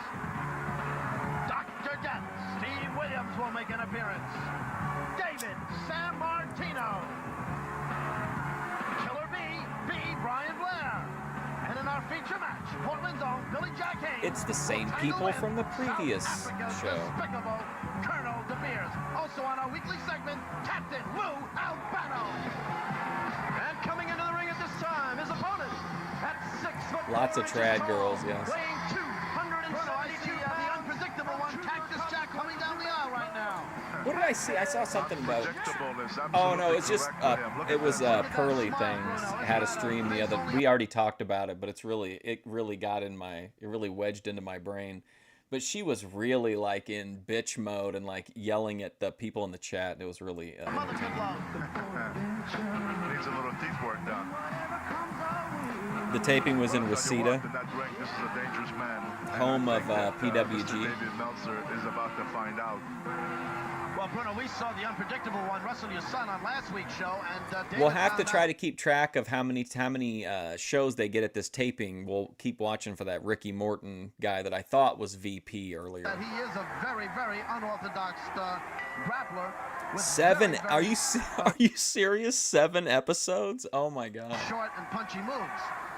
Well, indeed, there's no question about it that he is the unpredictable one. But Boyd he's a very Coin's vicious value guy, is as we just attached saw to with a views. Who would we give it to then? knee right in the Meltzer's stomach and follows up with some right to the head. So he's not fooling around. He's taken over right from the beginning. Is this Yeah, Davey he hit him with Meltzer? some illegal blows there. Davey rams him into the turnbuckle, but the unpredictable one elbows him down. Well, he telegraphed it. Man, David 7 Meltzer came in episodes, and damn. it was too obvious, and of course Cactus saw it coming, and he met him with an elbow. Look at this. He's biting him, Bruno. Last week he bit David's stomach. This Yeah, week she he's was biting really Davey's eyes. getting heated. Maybe he's eating too early in the day. Maybe he had to wait a little later to have his lunch or something. He comes in the ring very hungry. And I would imagine he gets a good grip on that skin with the 2 teeth missing in his front bridge. No, unfortunately, as you know, I've had to part ways with Kinetic Kel. What do you think of the Unpredictable's hairdo, Bruno? Isn't that a nice look? I'll say this too: my instincts on Lindsay Valandry were right, because she has definitely blown up, but at the same time, like, I would have covered none of this. She's completely shifted from like a fun, wacky, personal show to like a. It just feels like something like ChatGPT wrote a right-wing political show. Like, it's really sad. She's a really creative person, and like her show now is like really boring, Certainly in my opinion. But I don't really watch political shows. Davey's in for a surprise. Boom. Now keep in mind, he had him strapped over that second rope, and to come in like he did with all that body weight flying up in the air. Yeah, that's Cactus Jack wrestling Dave Meltzer. Coming on Davy's lower back, believe me, that can really do a number on your back. Of course, this isn't very Man, good for your 4 face episodes either. is a lot, He's but touching those nostrils, 7 is maybe back crazy. into place. In fact, maybe he'll look better after he does it. Doesn't even feel the punches, Bruno. Doesn't even phase the unpredictable one. Well, those 2 shots to the head, it did respond to a little wee bit, but the midsection, none whatsoever. Inexperienced Yeah, the suits in Palo When he Alto went for put the that, kibosh on drop Kinetic kick, Kel. Cactus Jack saw it coming and just hooked the rope, and David Meltzer went down, and he takes a forearm right in the upper back. And as you can see, he's got things under control. We're going to see a What caused the Kel suplex. disconnect? She just is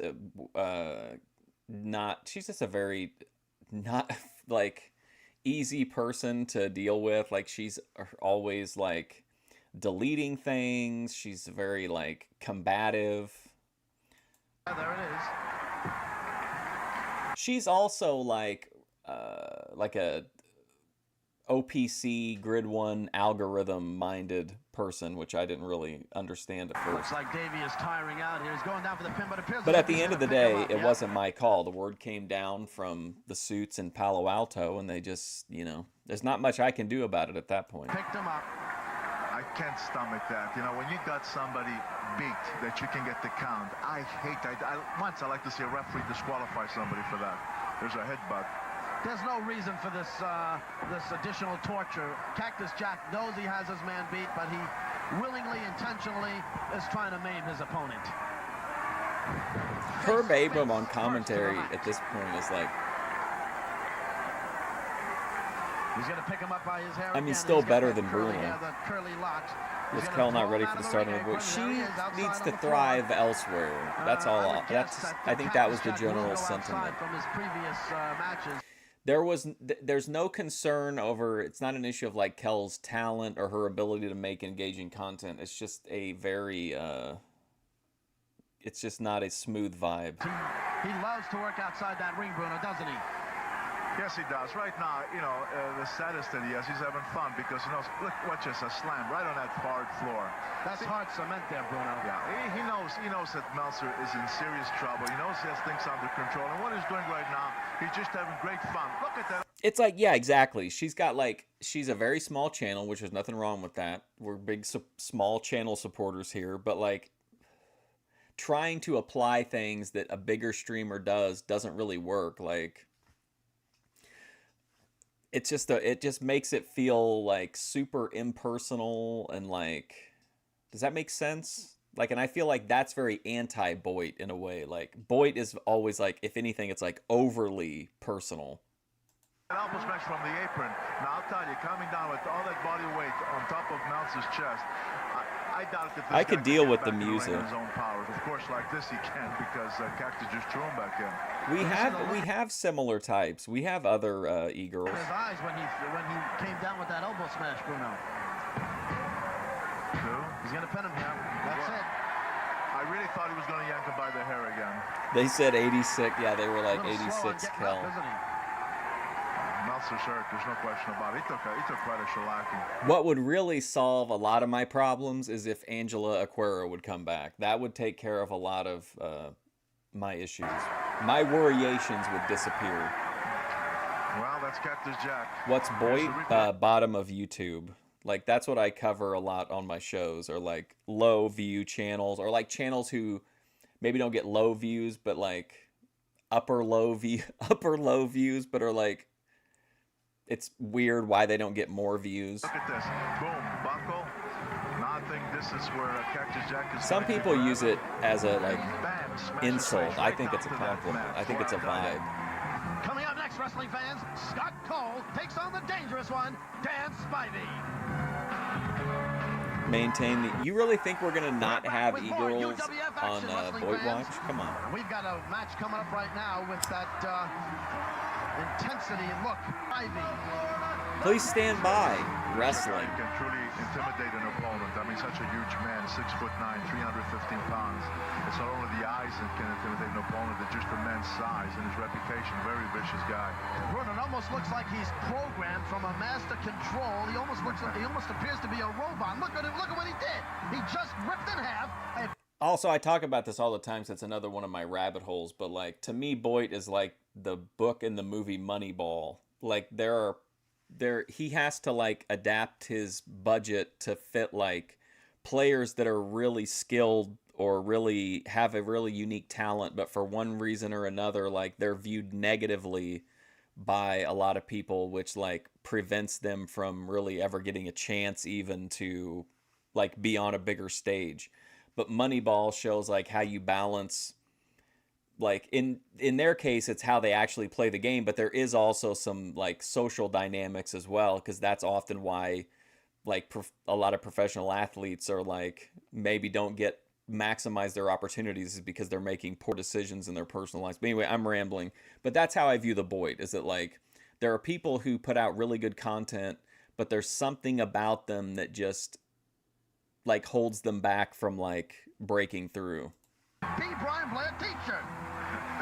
Liquid Brian Bosworth. He wanted his t-shirt here. A ripped up one. But anyway, Kel's searching for her place. Just Yes. at the size, these two individuals. I mean, even though, you know, Cole could be an average size wrestler, but against a guy like Spivey, and Spivey is this outfit is terrible. Right from the beginning. I mean, he really comes right after an opponent.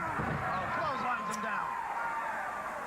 No, it appears that Spivey's overpowering Scott already from the beginning moments of the opening bell, Bruno. Gives him the front face lock. Neckbreaker. Talent. And that in itself can be a finishing maneuver. And he probably could have finished it if he wanted to. He could have finished Cole. Now what's he going to go for? A vertical suplex.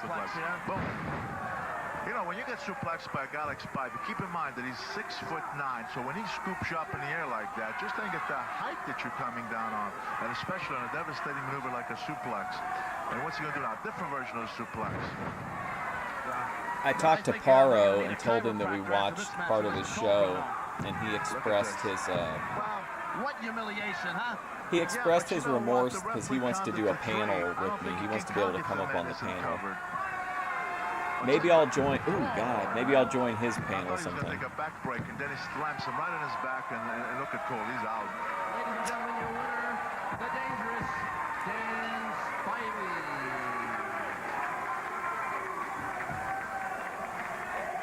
6'9", that's even taller than Big Ben. Down. I mean, knocked the wind completely out of him, and now, of course, at this point, he covers him for the pin, and of course, you have the 1, 2, 3.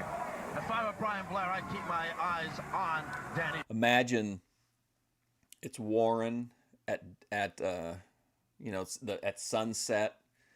Big Ben and Dan Spivey are walking down the street, towering over all the Portuguese. Spivey's eyes. Keno.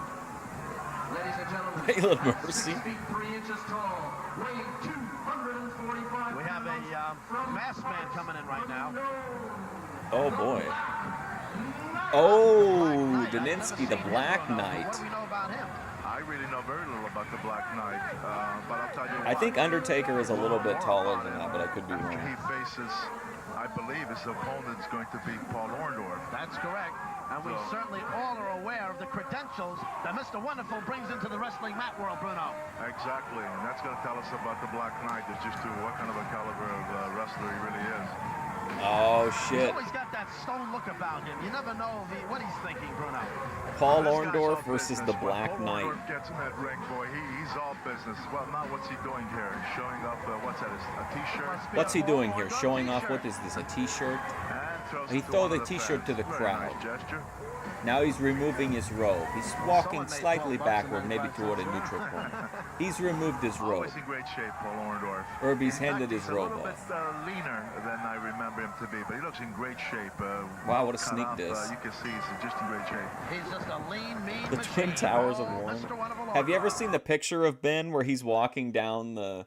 It's like it's really interesting shot of like Ben walking next to a bunch of Portuguese, and he's just like, it looks like Gandalf walking with all the hobbits.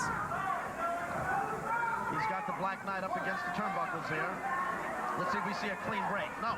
The Black Knight gives him a punch to the face. Headlock. Hey, Paul E's down in the front row. That's one way to keep that headlock on. I'd recognize that Orndorff hairline time anywhere. kicking out. I think the Black Knight should spend a little time in the gym during the day, Bruno. That's a nice tackle. Nice tackle, but Orndorff got up quick. Leapfrog, hip toss. Wow. That hurts the small of the back. Arm drag. Nice. See, that's a beautiful arm drag. Another arm drag. Oh man. Orndorff really set Black Knight beautifully for that.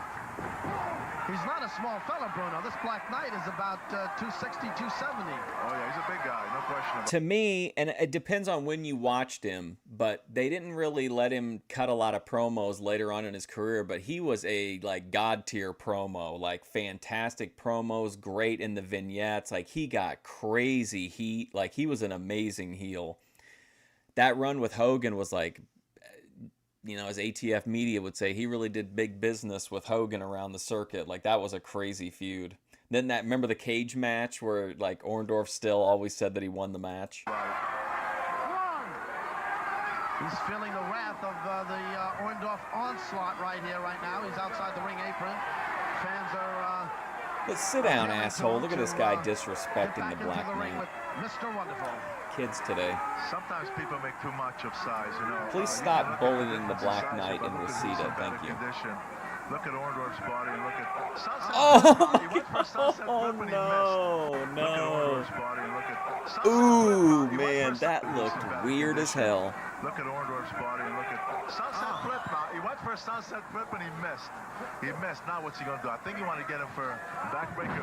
See what Orndorff did? He just put a beautiful reversal and took the hammerlock. Portuguese. What a hole. Spinning toe hole. Man, that was Big rough. metal smart. Wow. He's got a hammerlock on the Black Knight.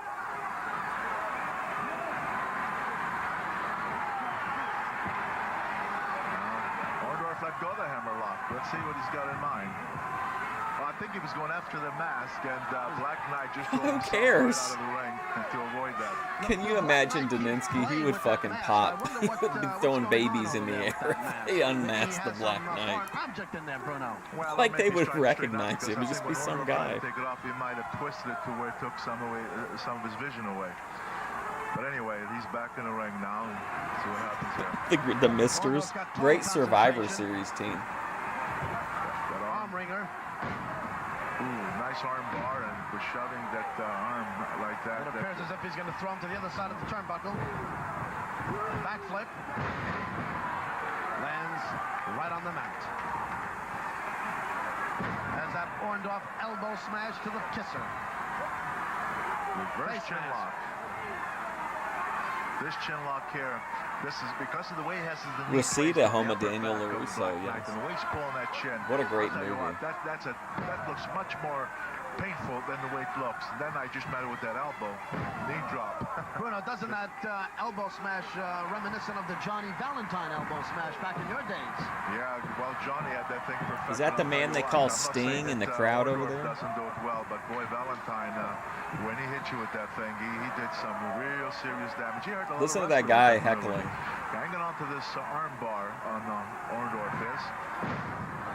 Real life trolling is always so much more exciting.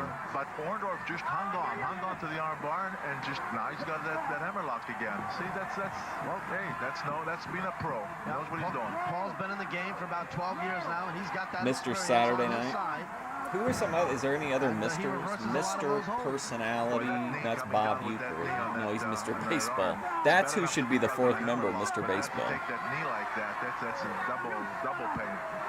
You shut up. Did you hear that guy? The fans seem to be getting a little out of hand here right now. Come on, Paul. God damn, brother. Scraping him across the eyes, and Orndorff is feeling that. There's no muscles around the eyes. Boy, you think Thanks, Bruno. and you're gonna feel it. Especially when you sweat, you get that sweat rubbing to your eyes. That really burns. Well, I don't believe the Mr. Wonderful ever tangled with the Black Knight. He's maybe a little unfamiliar with his holds. Another clothesline. I don't know. We're not really sure. Not a lot is known about him, but we do know that he was a champion in the previous company he worked for. That's what they'd say on the old arena shows, WWF.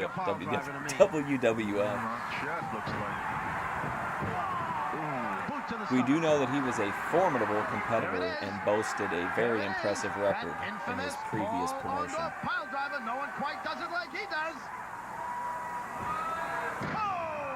Beautiful. Forget about it. You could count to 100. Yeah, Mr. Perfect. I think he named him.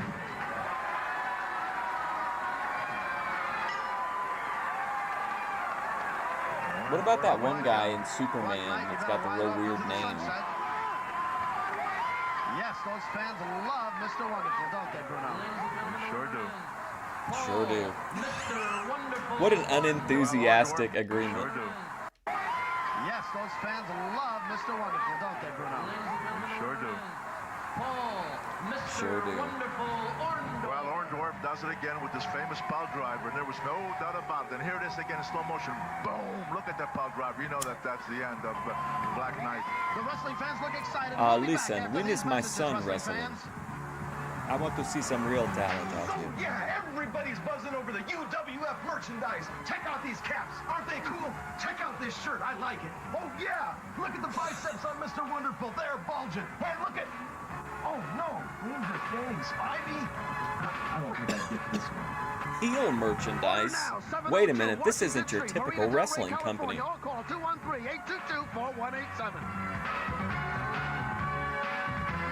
He does have an impressive collegiate wrestling background. There you go. Fans, I'm Captain Lou Albano, and I've been involved in professional wrestling for well over 30 years. And I'm going to tell you where you can find the best in professional wrestling. That's the UWF. And where do you find that? On Feet, Fist, and Fury. Only on Sports Channel America. Woo! I feel so good, so proud, so fine, and so elated. Captain Lou, baby, and I'm talking to you. Woo! See live action when the Universal Wrestling Federation returns to the Southern California Yeah, how do you area pronounce on that? Thursday, November the 8th. You know, I'm in the best shape of my life right now, and I Oh, gotta boy. be. Why does he have I a wrestle all choker over on the world, still? all over the globe. But now I come to the UWF, the Universal Wrestling Federation. I still love you, little kid, but Billy Jack He said he Haynes was goes unable in that to ring get to his win. dick And I hard know for the any toughest woman. competition is here in the UWF. That, like, he had So no very, matter what very goes little down, the sexual full Nelson's experience. ready, and I come in that ring to do one Well, thing, with women. and to fight and win.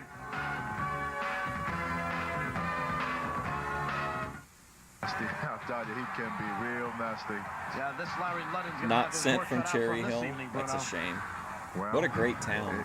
I went there. It was everything you would expect it to Just be and curious more. as to, oh, look at this. I was going to say, what kind of strategy is he going to use? That's a strategy he's going to attack Dr. Death. I think that was a major mistake on Larry Ludden's Well, what part do you, to seek what attack do you, Dr. Death.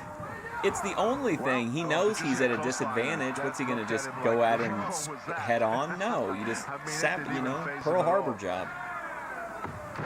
Oh man, John Stossel him. I think Mr. Ludden's going to get educated in the wrestling business right here, fans. Well, you know, Ludden, when actually the strategy This was wasn't all after. that bad. You figured, oh, look at this, boom, question right to the bucket. This is You know, Captain you figured, Lou on the hey, way a down the guy like, drain before he. Williams is so tough. Well, So what maybe year if did I the get Mario one hand, show maybe start? if I can attack and hurt him in the beginning. That's fine, good strategy, but I didn't really think You go like the about it silk the right robe? way. Oh, what a close liner. It feels like a fight robe, which I like.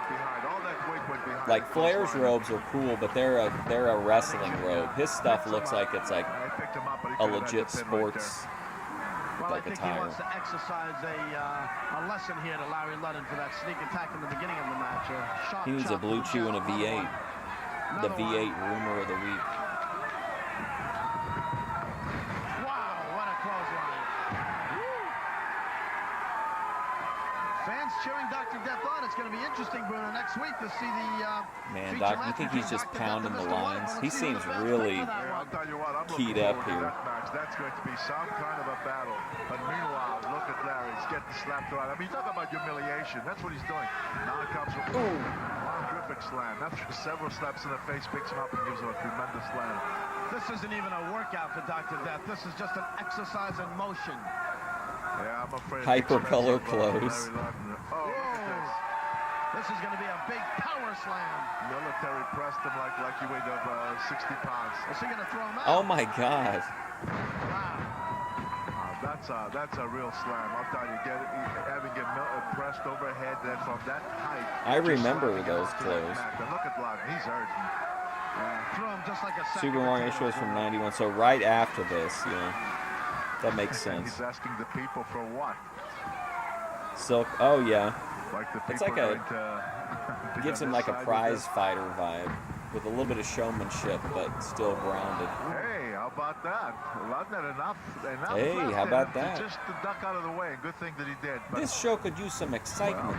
Is my son David I was available? going to say, it was a pretty good move, him hooking the foot, but here comes Williams with the other foot right in the back of the head and taking him right down.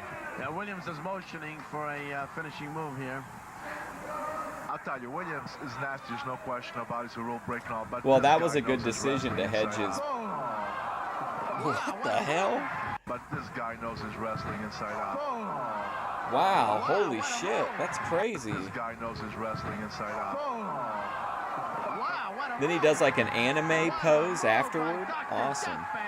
But you know what? He overdove. He went too high. He didn't mean to fly out of the ring like he did. I think it's when he did that flying body, he just went way over, and I think he lost his time and he went over. But he caught himself as he went over the top. Well, I don't know So how he it took a paid, back but fall. like legacy-wise, it really made him connect with new generations of fans.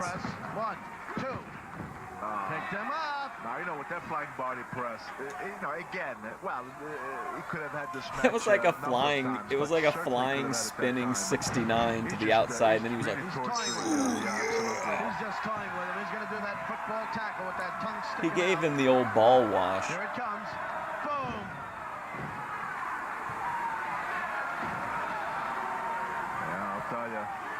That's some kind of a Lucha triple. Dr. Death, yes. Works him to the buckles, and here comes Almost 3 a.m. there. Wow. Oh no, not yet. Here he does the same Oh, I thing he did love last silk week. stockings. Slaps him Yeah. against both buckles. Boom, twice, and not probably. And here it comes, the power slam.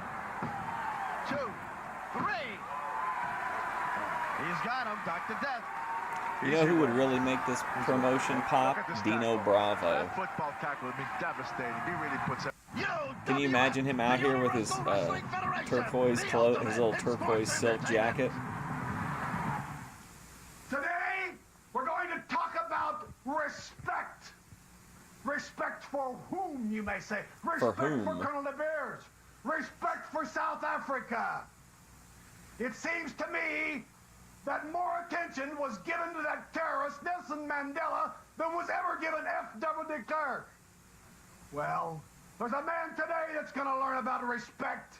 There's a Commentary man team is miserable. that You're talking today about Bruno Sammartino and the OG Tony Khan, Herb Abrams. The wrath of the South African.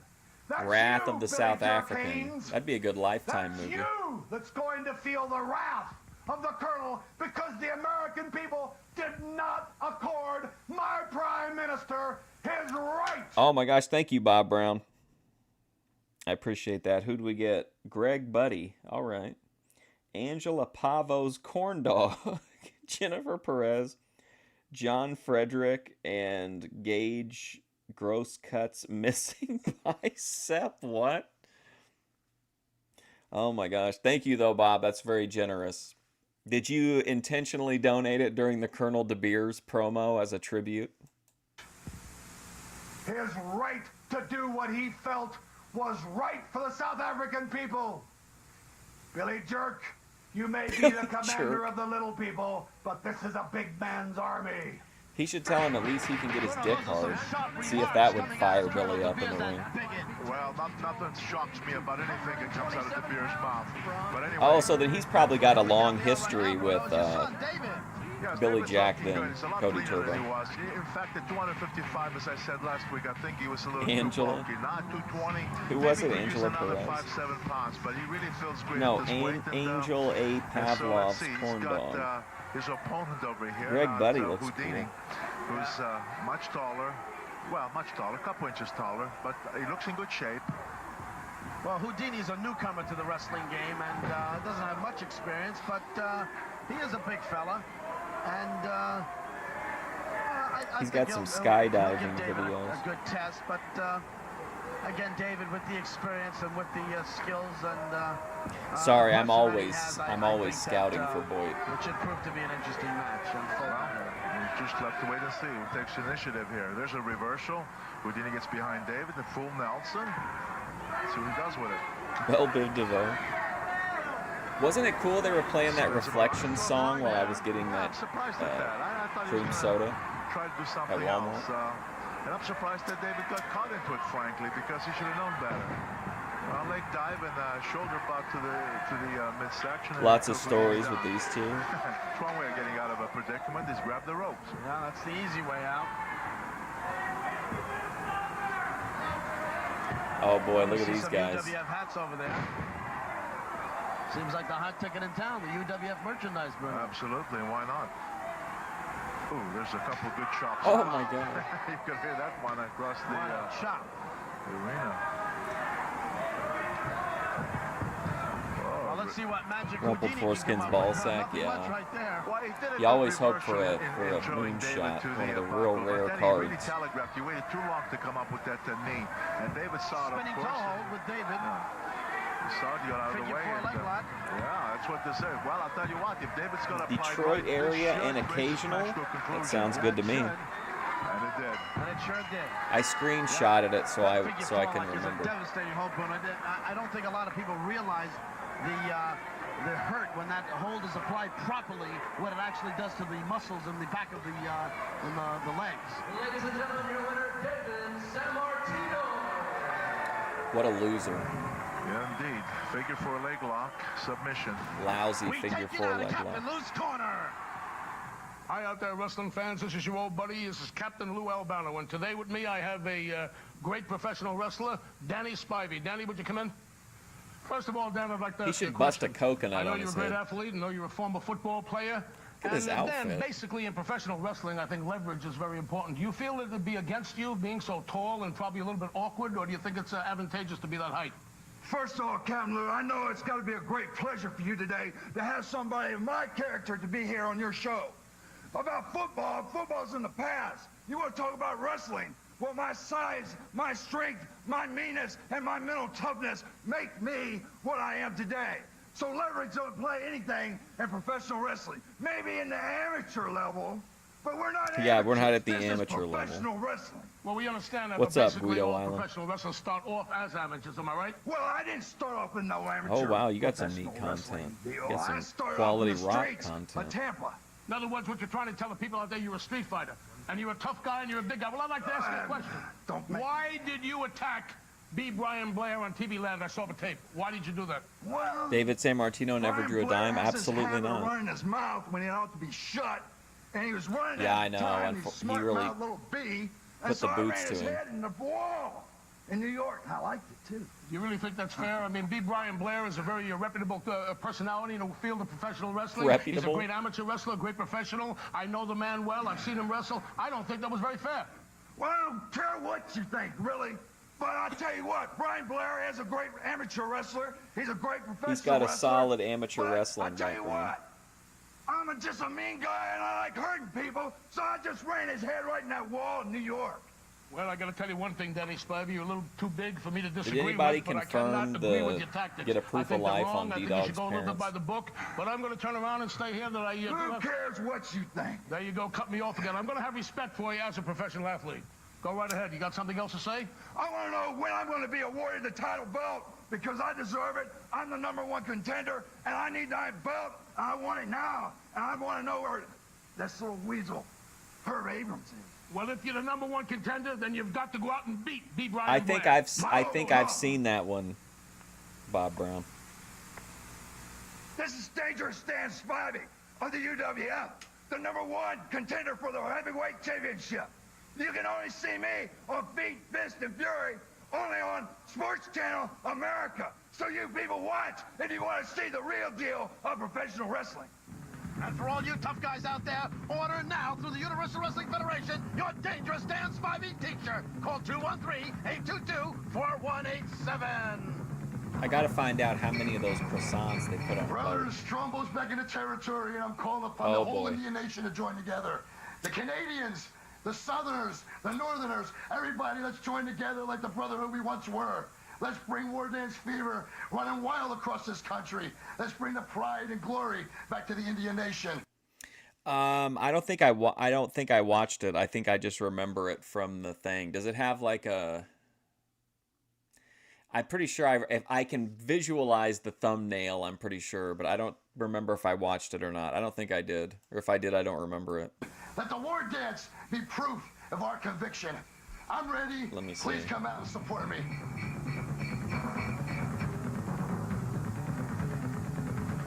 That's 6 feet. There he is, Killer B. Brian Blair. He just sold 200 t-shirts, and now he's coming down the aisle, Bruno. Yes, sir. Beat Brian Blair. Always in great shape. Lou really Always buckled under provides the a lot of pressure great there. He action, really ring got to wrestling in him. that ring.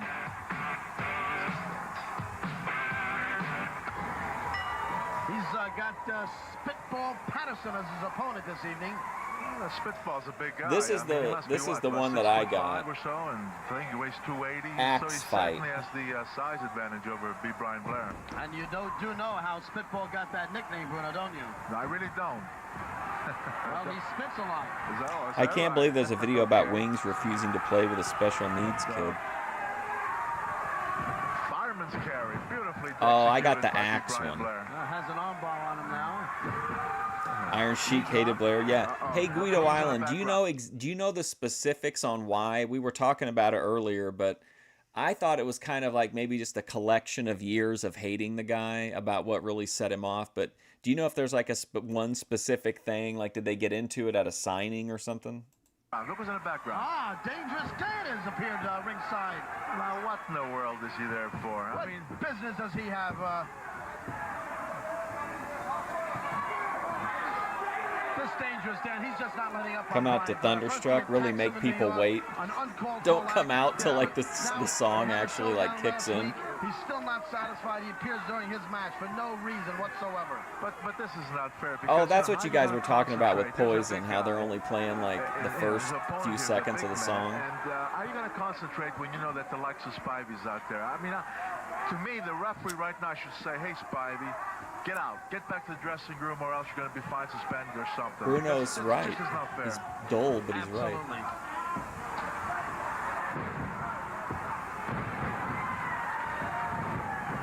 We know there isn't a sense of concentration here from Brian because he's going to be distracted. Yeah, by Herb said we Spivey's were all left presence. unsatisfied after Obvious. last week, He's so got here's his some face more with a of guy it. 6'8" to the left and a guy 6'5" to the right. No, not right on. I'm surprised, really. Frankly, I'm very surprised the referee's not saying anything. He's just, like as if he wasn't even there. And that just isn't right.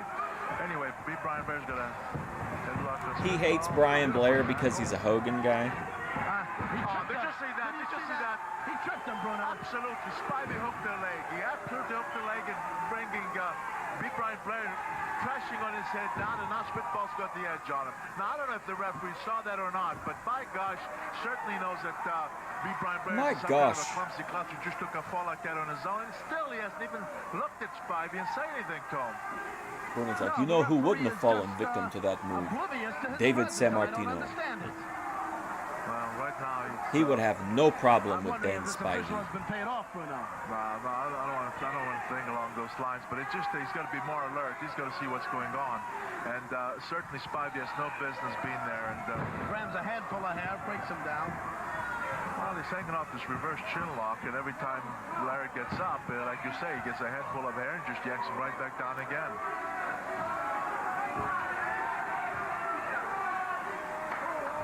Well, this isn't enough, though, to keep Blair down. And there he goes with an overhead wrist lock.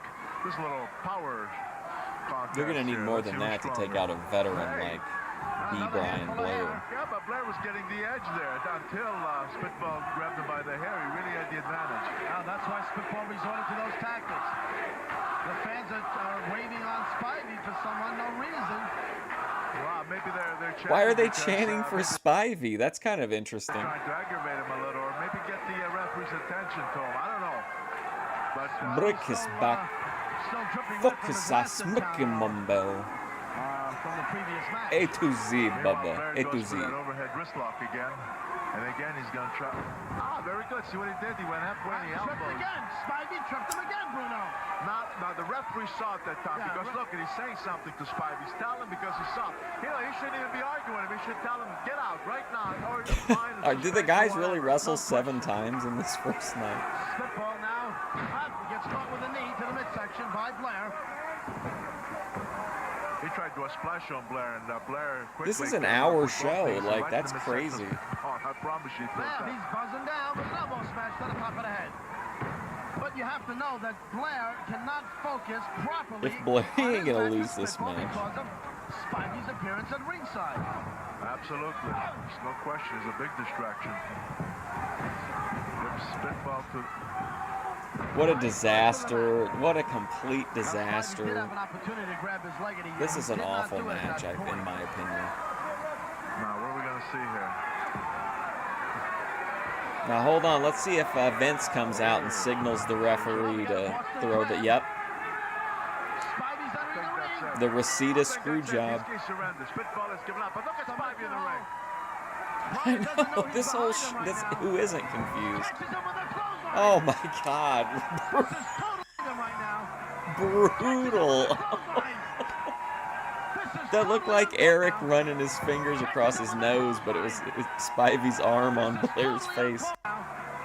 Catches him with a clothesline. Like hit and then slowed down for that nice rub. Referee is not stopping it.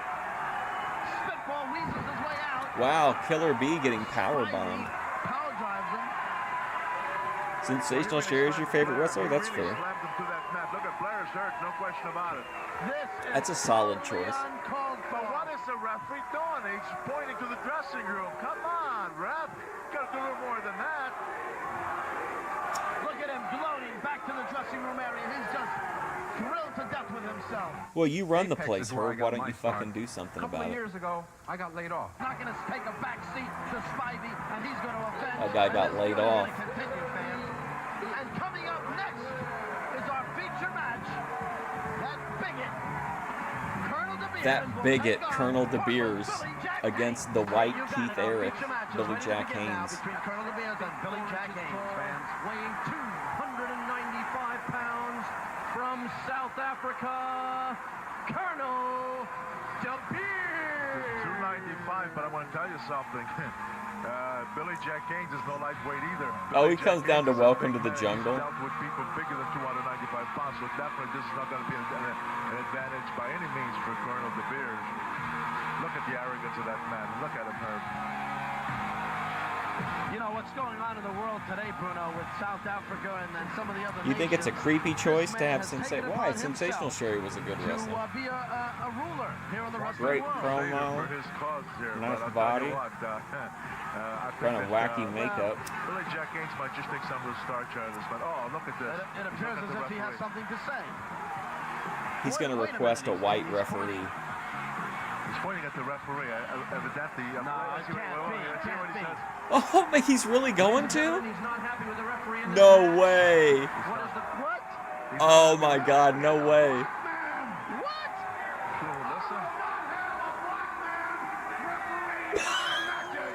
What the I fuck? don't believe this. Oh my God, this is definitely He boy. said that he will not allow a black man to referee his match. Do you believe Daninsky really going off the deep end right now. Goal. I mean, there we go. I have never in my years heard anything Well, like maybe he just likes to goon I've to been around her. a long time. I mean, I've been around a long, long time. This guy, I mean, this is out of line. This is absolutely out And of what line. right does the ring announcer have to bring in a new referee? I don't understand Wait, that. what am I missing here? You mean they're going to change referees? The ring I would annou- hope not. The ring announcer has Well, just you made own an the place, announcement Herb. It's that your they're call, bringing in buddy. a new referee. Quit passing the buck. Oh boy, here comes the white referee. No, this is wrong. Why should he have his way here? This is absolutely wrong. Oh my gosh.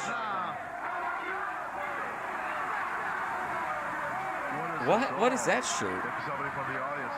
Now, this is absolutely. You do not let him have his way. Who is he? Who is he to dictate Who is he? who referees and who doesn't? These are. Oh, no. Well, we see this man's prejudice come out right here on national television. Does not matter.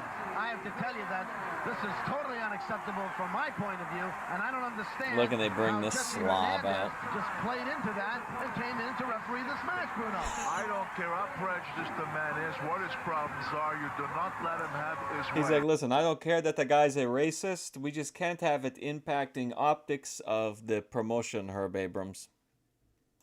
This was absolutely Myself wrong. and my son Jesse David, should not we be are very refereeing. sensitive to Now, how we here are comes viewed. Billy Jack Haynes now.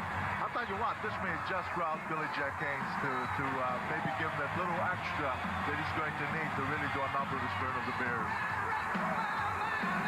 And here he comes. Well, Billy Jack kind of keeps to himself. He's not a. Hey, let me tell you, Billy Jack is a murderer and has erectile dysfunction. Bombshell tonight.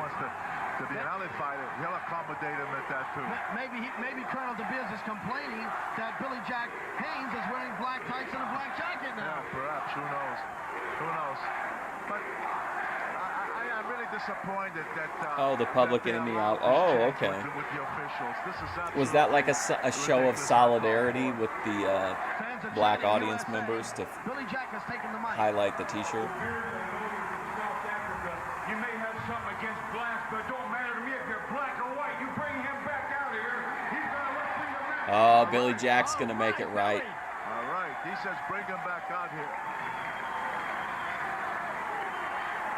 Well, I don't think they are. Mr. Hernandez doesn't seem to be calling Larry Sampson back to the ring area. Well, the fans seem a bit USA. perturbed about this whole situation. I think they're chanting, we want Larry. Larry, of course. Yeah, is they're the, chanting referee. Larry. The fans are chanting Larry.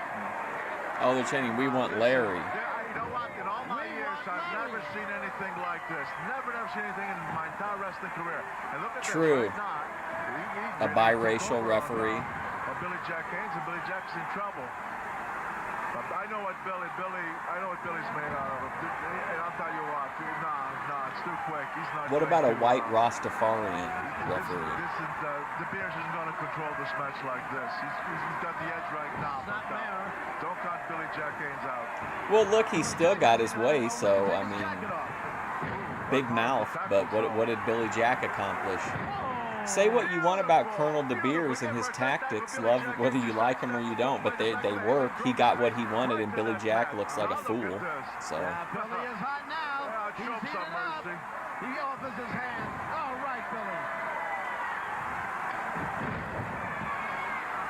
Billy has been around. He's not going to stoop to that naiveness right now in the ring. It's a great shot, but a flying man, a reverse chin lock. All right, Billy. Now put on the juice. Put on the juice. That's terminology in wrestling. It really. God, why don't you just give the business away, Bruno? God, we're here at kayfabe. This Colonel DeBeers, I have to tell you, Bruno, I don't understand why nobody made any hindrance in terms of having Larry come back into the ring to referee this match. I think he made it clear why he didn't want that guy to referee. You can say whether it's valid or not, but I don't think he like tiptoed around the issue. He just said he didn't want him in there because he was black. Not right. It's totally unfair. That to him, that was the full sentence. You know. They're like, well, we can't figure out why this would be. Well, what do you mean? I'm surprised that Colonel DeBeers has a black pants. The evil architect. Shame how the WWF treated Bruno. He's got a reverse chin lock on DeBeers, and now it's Billy Jack who's got the upper hand. Bruno was always walking around trying to get in somebody's pocket. That's what he prefers. But you want to get rough, and he can get rough in there too. I just wanted to say something about Bruno there. He was always trying to get in one person's pocket or another. But he's going to get thrown into the center row. Good tackle. Come on, Billy. Another one. Knee lift. That was terrific knee lift. Great. Yeah, Billy's a very powerful grappler.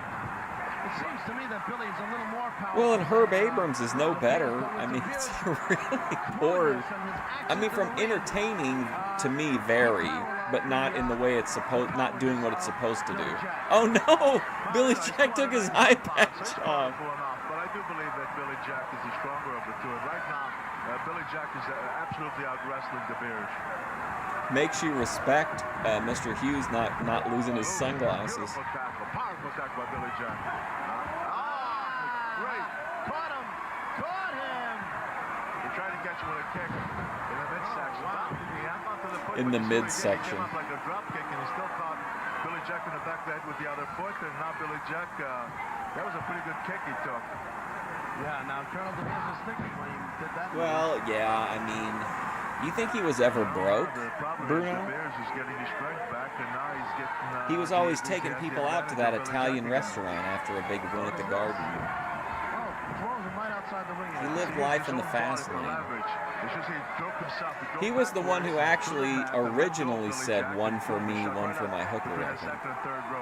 But Billy Jack didn't seem to get too hurt by that, as you see he's coming back. He kind of coined the phrase, I think. Gained some more momentum here in the ring, and wow. Good shot to the chest there, man. Yeah, good forearm blow. Another one. You know, when you weigh 295 and if you know how to use your weight, believe me, those blows... Billy Jack Haynes against Colonel DeBeers in the main event. What a time to be alive. Now, Billy appears to be a little dazed here right now, Bruno. Oh, indeed he is. They took three tremendous blows. Did he say he's a DDS like Britt Baker?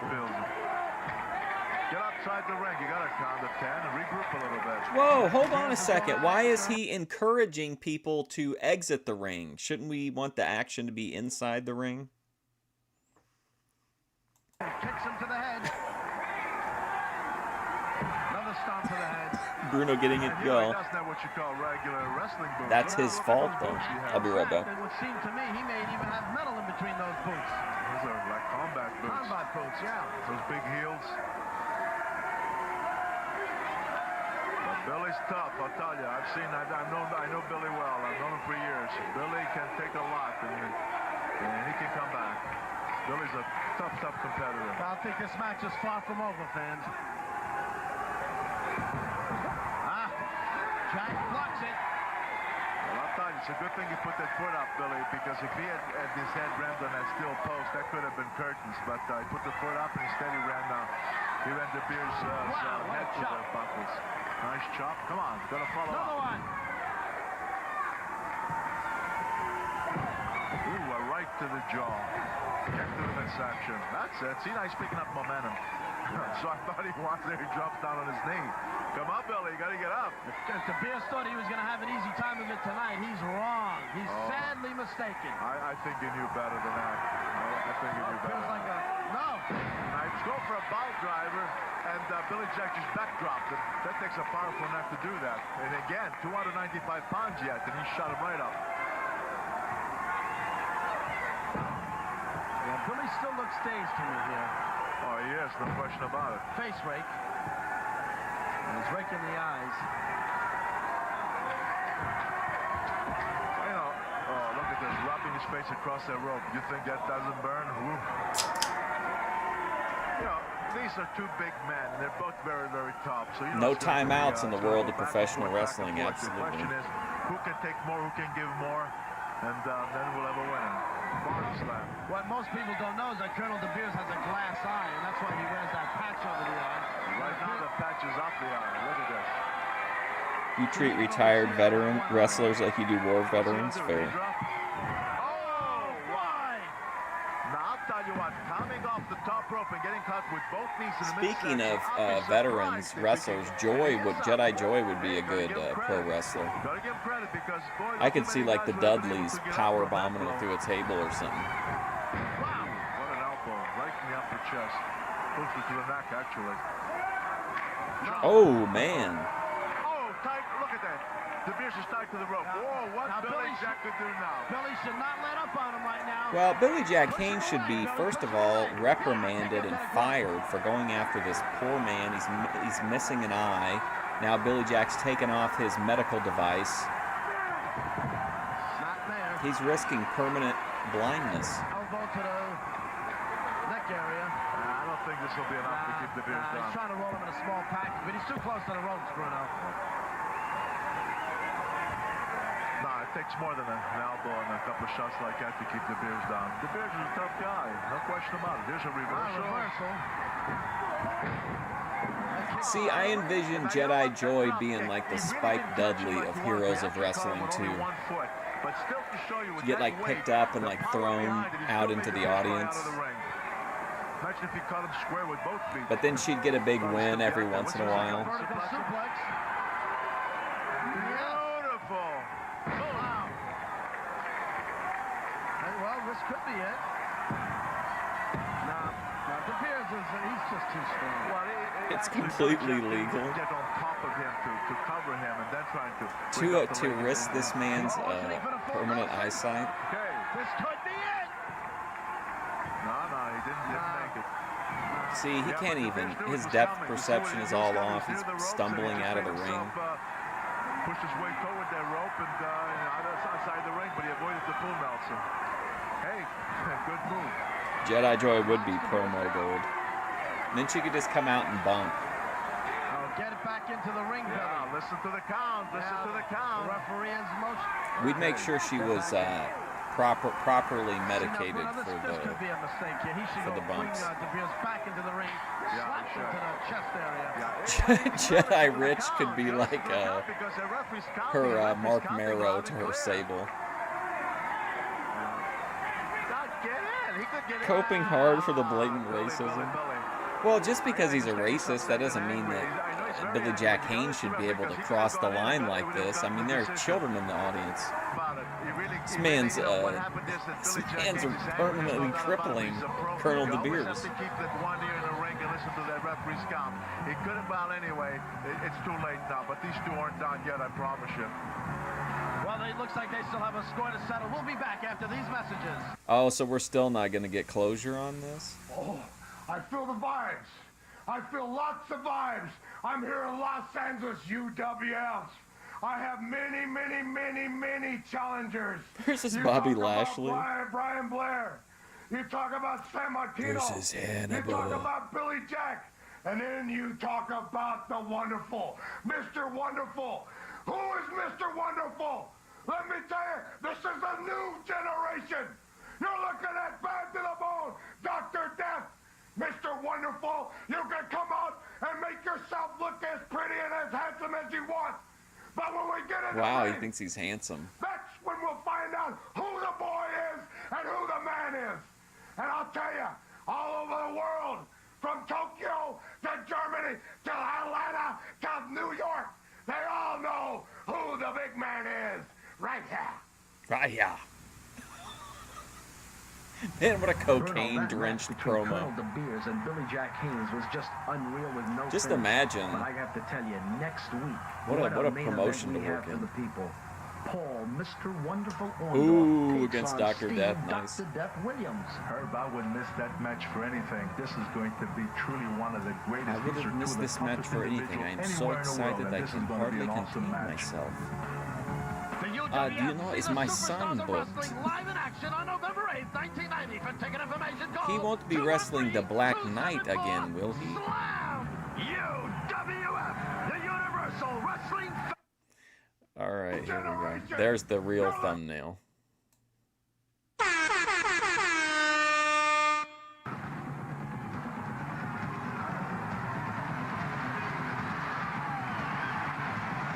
True.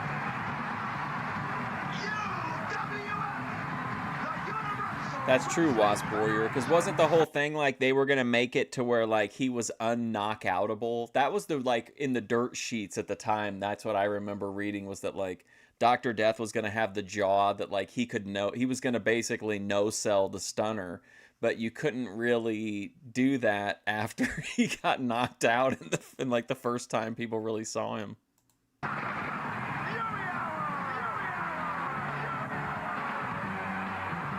UFO and wrestling content. Speaking of, that movie we watched about the guy who did all the art of himself fucking aliens, remember that thing? After like almost a year of being up, someone copyright claimed it and put like a global block on that stream. Fans, thanks for that fantastic and stupendous reaction to last week's show. Hello, I'm Herb Abrams. Cody Turbo, it's me, Hannibal. I just made a horror film. I'm friends with Tank Abbott and his wife. I'm Bruno. We have a match on this week's card that is unheard of in the wrestling world. Herb, you're absolutely right. Can you imagine that, ladies and gentlemen? I paid to have a conversation with Don Fry. Listen to this. Dr. Death himself, Steve Williams, versus Mr. Wonderful, Paul Orndorff, this hour. And that's not all. Believe me, there are some other great matches this hour. Yes, sir. Just sit back and relax because you're in for a real treat.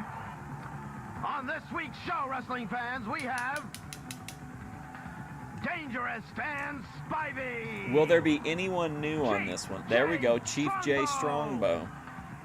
The devious Colonel DeBeers. What's devious about The it? mysterious The Black Knight, I love it. B. Brian Blair. Even Memphis doesn't Jack advertise the Haynes. Blue Knight. And in our feature match, Mr. Wonderful, Paul Orndorff, will take on Dr. Death, Steve Williams. And everybody's friend, Captain Lou Albano, in Captain's Corner. Coming into the ring at this time at 6 feet 7 inches tall, weighing 3. Tank Abbott, WCW World Heavyweight Champion. With those eyes. With those eyes and with that big frame. One time I slapped Lanny Poffo. Here, 6'8", 6'9", 315 pounds. This is a big. Oh, HEF Media says that it's because of Hands of Stone Ronnie Garvin. Hey, HEF, did you buy my shoot interview with Ronnie Garvin? Man, he's tough. No, that guy's not taking his shit from Dan Spivey. And I don't think Ed is too serious about that. I'm sure he knows, man. Maybe he's doing a little showboating in front of his friends. He looks pretty cocky in that ring, Bruno, doesn't he? Just like, well, thank you, Your Highness. Very confident man, you know, Spivey, he believes in himself, he knows what he can do. And of course, right now, look at what he sees in the ring. Daninsky, were you in here when I talked to that Juggalo guy and he said that he didn't think that the clowns would copyright strike if we reacted to the Russo episodes? He sees a guy half his size. Shit smear. He knows that this is not a very experienced wrestler. He got into those fake shoots with like tons of people for some reason. He's taking on Michael Allen from a local town in California. Pig worshiper. Michael's going to learn a little lesson here. Cow eater. Well, mistake Can he say right these? now, He Herb, can is say here he's these? shooting tackles against this big, powerful man. You don't do that. Chat, he can You're not say gonna this? Get him down with that. Look at that suplex. Wow. You will not take a guy like Spivey down, an inexperienced wrestler like Mike. You try to get below. Your daughter is high body count. Get him count. down on the mat and cut him to size, and then perhaps there's something you can Low do. value, But high body shooting count, tackles, you're wasting lazy. your time and setting yourself up for some bad blows. Look at this. One arm pick up and bam, slams him right down. Well, it looks like he could have him here, but the dangerous one is a devious one. Yeah, picks him up. Oh, come Well, on, there's no question. He had the damn. pin. But he's a bit of a sadistic individual, so he knows he's got the man beat. And what he wants to do right now is just have some fun with him, and he loves to just torture an opponent. Look at this now. Oh, that was nice. This is a very devastating blow. Keep in mind, this guy is so tall that when he throws you from that height... come on, Dan. This is real. It's like a back body drop. It's quite a blow. Well, if Killer B Brian Blair is not watching in, he should be watching in because Dan Spivey absolutely doing everything he can, and the crowd to be a heel, and the crowd is just like in love with him. And going on with his feud with Brian needs to take a look at what's happening. Oh man, that was nice. Needs to take a look at what's happening. Look at this, a backbreaker. That in itself is submission, but from that backbreaking position, slaps him. Yeah, that's what I was thinking, Daninsky. Look at this. Brian's here. Brian's here. He smashes him with that chair on top of the head. Boom, a second one. He Can Say This has actually, I use it so often that like people that don't have any idea even what it is say it just because they've heard me say it. But like I think that's one of my favorite Menarisms. He can say this? He can say this? Chat. He can say this to me? All right, Brian. Yeah, Brian's going to get a little revenge here. Yeah, but you know what? This is going to, outside interference watch. He will get, well, not that he needed it because he had Mike beat anyway. But this would have made a disqualification anyway. But B. Brian Blair is saying right now, well, pal, got even a little wee bit for what you did to me. Well, pal. Well, Michael Allen should, if he can stand up, shake B. Brian Blair's hand because Michael Allen may have been finished in professional wrestling as of tonight. He might be fit. His career could be over after that vicious attack from that sadistic individual, Dan Spivey. Like I said, after all that Spivey did to Luckily, him, this used car salesman slash real estate agent was able to rescue him. We're back with more UWF action, fans. Herb Abrams here, and it looks like Chief Jay Strongbow has made an appearance in the UWF, Bruno. Indeed, Chief Jay Strongbow. There's a real nice guy. I don't know if you had the opportunity to speak to the Chief, but really a nice guy. And I haven't had an opportunity to speak to the Chief. That means he's not picking up Bruno's phone calls. Bruno's been trying to squeeze him for a few bucks recently to get back on his feet after his tax issues. He showed me around his teepee for about 20 minutes. People that do the huge food challenges get stoned? I don't know. I honestly, don't judge me off of the Tony Yo Man. I can't watch the food challenge stuff.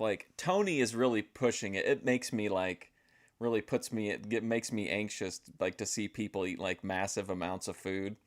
But I can't watch the food challenge one, so I don't know. It definitely couldn't hurt. That should have been interesting. Did you meet a lot of other Indians there? Well, actually, there were about... yeah, I know. He's like, your daughter is a whore. She's a whore. High body count. She will fuck anybody. And you say, it's okay. She danced for her maxer. And you say, it's okay? Your daughter is a slut. Your wife is slut. Your wife leave you for her maxer. And then Ben says a few slurs to him. And then Menard's like, oh, he can say this? He can say this to me? Reservation. Wow. And he had the biggest teepee of them all. What an absolute goon, man. Look at Menard is a Nah, see, look at these elbows. Absolutely not delivering a good elbow. And then finding out he became Hormaxer after all of that, he tried to become Hormaxer, makes it so much more surreal. But when you throw an elbow or a punch, you have to know how to put the weight behind it. Tony doesn't get stoned, he gets drunk. Yes, that's true. Even these kneelets. Of course they're hurting, but they're not as solid as they should have been. I wonder if Colonel DeBeers was willing to meet with Chief Strongbow. War dance, Bruno. I hope we get an opportunity to see it in this match. Well, I'll tell you what, though, coming off those ropes, Houdini did catch. Eddie, were you in here when DeBeers made him take the ref out? He said he demanded to have the match refereed by a white referee. Throws him right out the ring. Reminded me of Memphis a little bit. The Chief was not prepared for that. He didn't expect it. And on the way out, the smaller back hit the... you enjoy the wrestling streams? Awesome. That in itself, if you hit it hard enough, that can really do a number on your lower back. Yes, it can. He is an experienced wrestler, and he knows that ring, Bruno, in and out. How would I book Manar? I wouldn't. Well, I that's true, think but sometimes Manar's. when you get thrown out, you have no control, and Yeah. you know, and if you I mean, I wouldn't mind if you checking hit, in every something once in a like that, while, you just can get as like in a fact, where are I they think now. right But now, I feel if you like see Jay Strong my was interest in injured, Manar I think is it's more from that blow than the taken punishment care Houdini of. provided prior to the throwing him out of the ring. Yeah, and then Billy Jack Haynes came out and he demanded a black referee, but Colonel DeBeers ended up getting his way. I think because he jump-started the match. No, I wouldn't book Manar. I don't know. He's too. Sometimes it happens. Houdini did take over. He'd be impossible to work with. Don't count the chief out.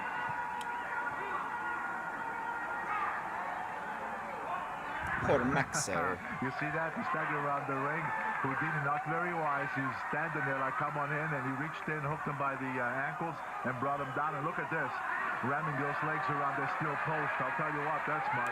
I don't think Houdini really wants to flare the temper up of the Chief, because if he does get into that war dance, did you see that? Oh, wow.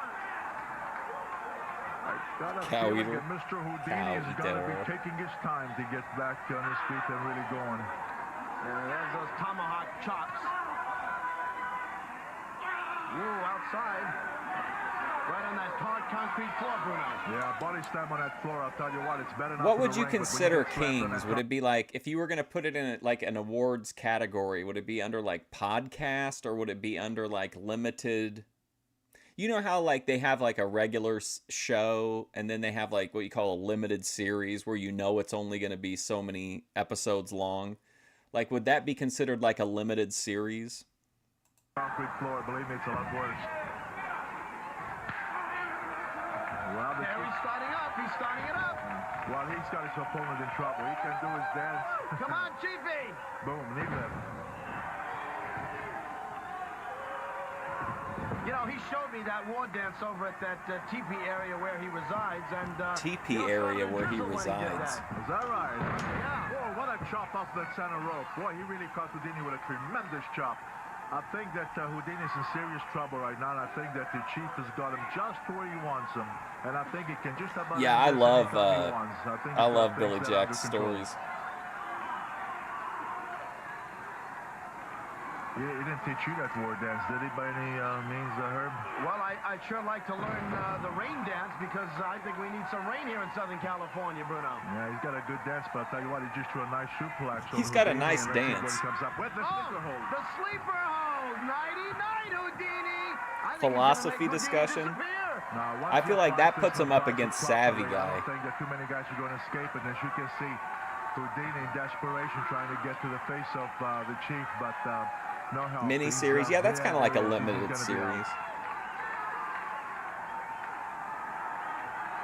You know, once applied properly, what happens here, a lot of people may not know, is that you're stopping the blood from going to the brain by putting the pressure in the jugular vein. I think well, hold on a second. Pass out, and in fact, if you're not brought back quickly enough, sometimes this could be very dangerous. Oh, shut up, Bruno. That's that bullshit. Very serious injuries. He's out. He's out like a light. Like, to me, what would kind of be in the same category as Kings would be the, like, weekend that Vegan spent with Aladdin, the Agrabah adventure. Like, it's characters that we know, but they're in situations that are very unusual, and they have like a definitive beginning and end in this like short story arc, if that makes sense. If it were up to me, I'd let him stay there like that. Well, now come on, Herb. Let's not be that'd mean. But the Chief does it again. He took a little beating there for a while, but he came the back. Ruby Dalmatian relationship probably falls under that as well. Going to ask to revive him, but as I said, I prefer to have Houdini lay there. Heathen and Gilbert would probably be in that. I'd like to see the guys lost the match now. Here comes David Sammartino. Tony Yeoman versus the Naked Man. His name is familiar. That was only a one-time. That doesn't count, I guess. You know this young fella, Bruno. Yes, I told you before. You know, David's leaner than he's been in a long time. He goes about 220. But he's meeting a very, very tough individual guy, Colonel DeBeers, a very tough individual. I hope you guys have your questions ready for Sports Friday, because I'm gonna open it up to viewer questions on this week's episode. I think. Good-looking guy. I said they took after his dad, of course, but the thing is that. And I'm gonna see if I can get added to the press list for the Stanford women's volleyball team. See if I can just get they'll email me the press releases or whatever. You know what I mean? I'm sure they have something like that, like a press list.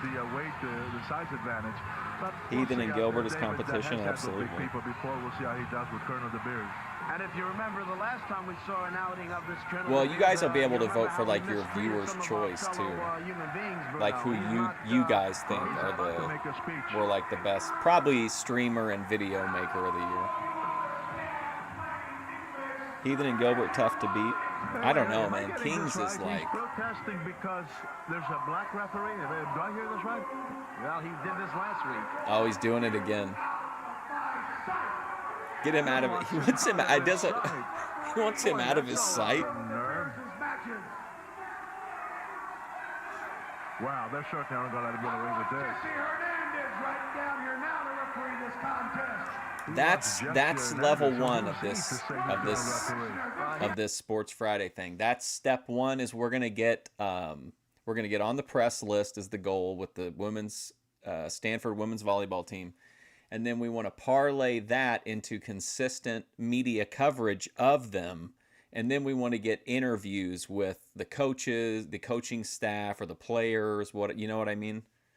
Anyone at the university. He's from Mexico, Bruno. He prefers. I don't care. I mean, who's DeBeers to suggest? How many? Well, I gotta meet him first. Yeah, he's the colonel. That's step one in this journey. Is we've got to solidify ourselves as one of the top media outlets for the Stanford women's volleyball team. Commissioner Ross over there watching on. Commissioner Ross, he's done nothing. He's watched all kinds of atrocities happen. Doesn't have the gumption to let this DeBeers get away with his demands here. Well, I imagine that. You know what? Whoa. Go Larry! Fast counter. Larry's giving him a fast count. Yeah, but it looked like DeBeers was actually going to throw a right at Larry, the referee. David didn't come in and got him in a backslide. Taco Tuesday? Was that a crude reference to the Stanford women's volleyball team? David was going to catch him with an armbar, but I think he tried a hip lock, but he reversed to a backslide. 1-2. Oh, was that three? Yep. He ain't done shit. Wow, that was close. He literally watched them. He literally was in the audience whenever DeBeers told him they had to take the black referee out of the ring and bring a white one down, and he just sat out there and didn't do anything. He's tough, just when you think that you might have him and he comes back with something, he's always at least Eddie Marlin would come out from time to time. This is a body slam. Oh, big body slam. Oh boy, this doesn't make me feel happy to see David take these. This doesn't make me feel happy. He's a professional wrestler now, and well, I'm just wondering, Bruno, if DeBeers dislikes attacking. What do you think about this, though? In the case of Heroes of Wrestling 2, if we ever make it happen, why do we need to have the arena shows? Why don't we just experience it like we do the Memphis shows, where all we really see is the TV, and then we'll only see an arena match like if it's really important to an ongoing storyline, you know what I mean? What if we just say that those things happened in like Rio de Janeiro style? I think DeBeers dislikes everybody. That could really cut back on our touring costs. He threw his own boot up on that top buckle, and that's where he rammed David's head on, against his boot, not the buckle. See, the buckle has got some padding there. But of course, he knows that putting that big boot of his, which I don't even know why it's legal, it's not a wrestling shoe, but kick right in the lower abdomen. I had an opportunity to speak to. You notice Bruno's watched this guy wrestle every single week so far and said nothing about those boots until this match. DeBeers earlier this evening, and he told me he was going to make sausage out of David. We would only do a studio show. So like we would have the TV style matches, but then the arena, then we would advertise arena shows, but they would not be real. They'd be fake. And then we would just learn about the results of whatever supposedly happened on the next episode of the TV show. Upper hand. 1, 2. Come on, kick out. Oh, good. All right. Great. Am I in the Bay Area like you? No. But I do run a weekly sports show about the Bay Area. But it's more out of necessity than anything else. Well, all right, good move. He went to run David's head to the buckle. David put his foot up, stopped him and ran DeBeers' head to the buckle, and now David's got the upper hand. Yes, he does. The thing is that to get him hurt. Oh, I've heard about Prince Mongo. Stay on him and just don't give him a chance not to recoup. Good punch. Yeah, I'd love to see that. That'd be pretty cool. David shouldn't have covered him. I know the logical thing to say, well, go for the pin, but you know that's not enough to keep the. That way, we don't really have to put Jimmy under or Savvy Guy under a lot of pressure to perform in the ring. We can just work around that part of it. Boycon. Backdrop when he got caught instead of the sunset flip. But see, look at this. David's not bringing him down. Yeah. Hard to get him down. He's a big guy, though. Now he got him. I'm sure that kind of event would go smoothly. David the side of the head made him break. Sponsored by Red Bull, yeah. Looking at Larry like he has not forgotten Larry. And the V8 rumor of the week. I really booked myself into a shoot with that. I'm gonna have to come up with a rumor every week now. Look at this. There's actually a cut. You know what? There could have been a count of 3 here. I should have stuck with the one sponsorship until I got that worked out. But oh my God, oh my God. Oh no, this is, where's the commissioner? Oh my God. I was thinking, why is he attacking the ref? And I was like, oh yeah, I forgot. This is unbelievable.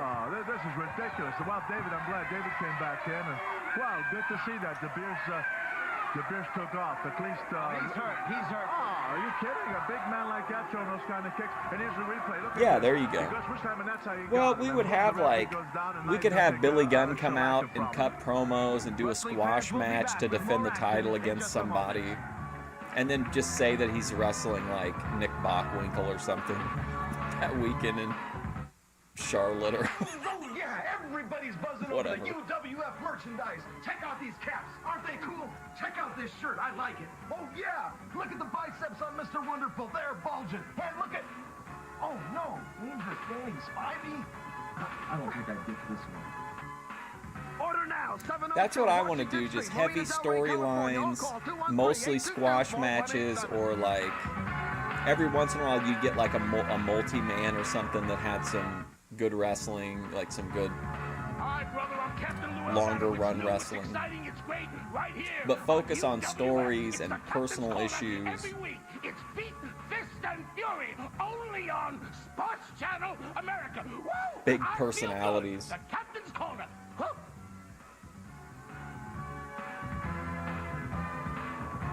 Minimal boundaries on creative leeways. Just like tons of creative freedom. I feel the vibes. I feel lots of vibes. I'm here in Los Angeles, UWF. I have many, many, many, many challengers. You talk about Brian Blair. You talk about Sammartino. You talk about Billy Jack. World War I. Blind Blair. Mr. Wonderful. Who is Mr. Wonderful? Let me tell you, this is a new generation. You're looking at back to the bone. I book like Vince Russo, Mr. yeah. Wonderful. But mine would make Make sense. yourself look as pretty and as handsome as you want. But when we get in the ring, I wouldn't do like baby bottle on a pole match or whatever. Any of that kind of bullshit. find out who the boy is and who the man is. And I'll tell you, all over the world, from Tokyo to Germany to Yeah, Atlanta, flying to or New York, they all know Brian. who the big man is. Blind Blair. Herb Abrams here with Bruno Sammartino with more UWF. Is this Dave Meltzer? Yeah, and the big man from parts unknown, Bruno, yeah. The Black Knight. The Black Knight. Well, he is a big So is man. this the I mean, Black the guy's Knight about, against what, Dave 6'4", Meltzer? 5, about 280 pounds. So he's a big guy, and certainly much bigger than David Meltzer. Yeah, We were Dave talking Meltzer about it last versus week, the Bruno, Black about, Knight. What do we know about him? I did get a little information World about the War Black Knight I. that I found out over the past few days. Is that right? What is that? Well, the information that has come to me, and I don't know how true it is that one of the two reasons he wears a mask is that there is some type of deformity. How do you think under Colonel DeBeers feels about the You know Black what? He just Knight? got with a beautiful arm direct by David Meltzer, but Meltzer went for a second one, and he got cut into one. Well, you know what? That's very possible. I don't know. I've known in the past an individual wore a mask, and it was due to a Grayson an oil wrestling match.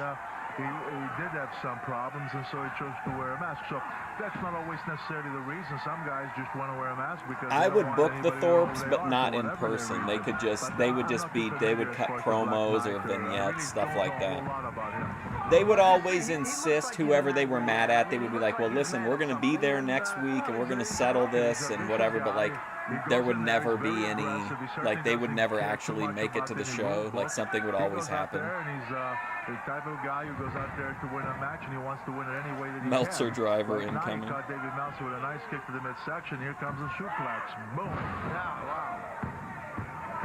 I'll tell you one thing. He does seem to know, even though he uses a lot of illegal maneuvers. Did you hear that guy? He does seem to know, even though he uses a lot of illegal maneuvers. Oh, put it right in my veins. Boring. He knows his wrestling moves, Bruno. Okay, well, he combines both. But really, what can you say different about the Spivey? Dude, I love that shit. Look at him. It got to him immediately. Meaner and even tougher. Only took him 2 Of course, times. they're tougher, I think. But this guy is no slouch by any means. Well, I'm going to investigate and find out that second reason why he wears the mask. Well, whatever the reason. Oh, it's really getting under I the guess Black it's his Knight's personal skin. Business, and as long as that commissioner allows these people to wear these masks, well, then, you know, it's fine. Right now, Man, that what really, he's the doing is, boring I chant don't know got how to long him. His nails are, but that's smart, so the way he's raking the back of David Meltzer. Better him than Elvira. Hey, now see that elbow he just caught Meltzer with? He really threw his weight behind it. And I'll tell you what, when you throw your weight behind like he just did, you do some damage. And Meltzer's down, and right now, Oh my God. chin lock. Yes, he is, and Meltzer should is be off taking his notes on rocker. this match. Actually, Dave, if he could hook the arm of the Black Knight, he could go reversal and actually catch him in a hammerlock. Got his fingers in his nostrils, up his nose. Yeah, well, the referee caught it. You That's think why that he was played it boring? right. Let me show you boring. He had his fingers up his nose, and then he raked his back with those fingers. I don't know about that. Not a very classy individual, is it? No, he isn't. That's nothing to sneeze about. There he does it again. Are you talking about this guy? At least he's okay, he's going to whip him center rope, looks like. Let's see what he's going to do here. Clothesline. Yeah, but again, a devastating close line because he again really threw his weight behind it. And if you Book EDF as I'm not gonna book EDP. Get serious. He walked all over him like a piece of garbage. Hey, I'll tell you what, to leap up on the guy's midsection with both feet like that, all their weight coming down, you got to have a pretty good stomach, pretty strong stomach. Now what's he going to do? It looks like a vertical suplex coming up, and here it is. I don't know about that. I want to tease a Jimmy versus Thorpe's feud where like Jimmy's in the ring cutting a promo and he's like, I heard you're on your way here in your RV and I just want to say, Ja, wreck their RV right now. Wreck Daisy right now, God. Do it now. Strong stomach, but he's got a stomach.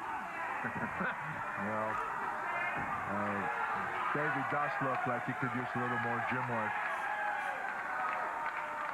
Now what's he doing? The way he raised his hand up, I thought he had some kind of maneuver he was going to prepare for, but no, he's picking Meltzer up by the hair. Oh, what a surprise! You think it's because of the light? Surprised the way Meltzer looked. Or do you think he just has really red hair? And an elbow smashing in the neck of back of the head of Knight and a nice Dave Meltzer right making a to big the comeback. forehead. Now the idea is, don't let up now. Don't let up. Stay on him. Come on, Davey boy! Arm wringer. Throws him up against the I can't afford DSP. He should have been right in there. He should have been right on him. Like a fly on. Oh, wow. Plus, if I want to do weekly TV or maybe even like a couple shows a week, I'm basically going to have to just move all these people to a central location. Because I can't depend on like flying them in twice a week. Like that would be a complete mess with a lot of these people. So I would just have to basically, that's why we need the lottery. We have to pretty much just pay all of their living expenses as long as we want the promotion to run. That way we can keep an eye on them. Lots of vignettes, though, and pre-recorded interviews for sure. You just can't do that. Look, he's the underdog here. The other guy's more experienced. He's got the size. So if you get him hurt, so you have to really give it all you got to keep him hurt, stay on him. You don't let up for a minute and don't make those kind of mistakes. He's got a lot of red marks on his back, Bruno. Oh, sure. The way he was raking him with those hands, with those claws, you better believe it. He's got a lot of red Those marks. chops, those punches. Lures people with drugs. Look, front and back. Methadone would be in the owner's suite. This Meltzer, head first to the mat. Yeah, front face locks him, just dives backward and makes Meltzer come down right down on his face. Actually, I really believe that right now he could pin the man. Come on, Davey. Come on, Davey. Get up, boy. Get up, boy. That's what the Black Knight's thinking here. Oh, man, he laid that in. Knee drop, boy, right in the back of the neck. I'll tell you what, he really caught him solid, too.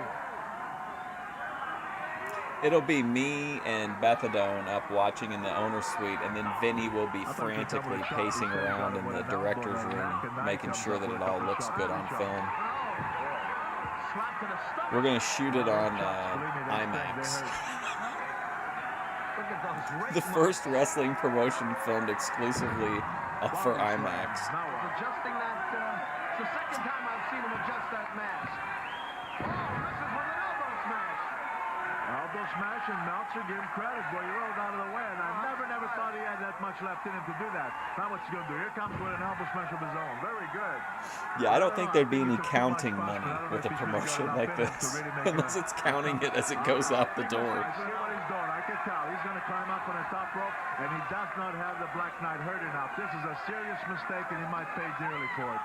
Yeah, the Black Knight's not hurt enough. And there it is, and there it is. Just giving it with a right. Now look, a power slam from the top rope. They're like, let's give the people a 15-minute match between Dave Meltzer and the Black Knight.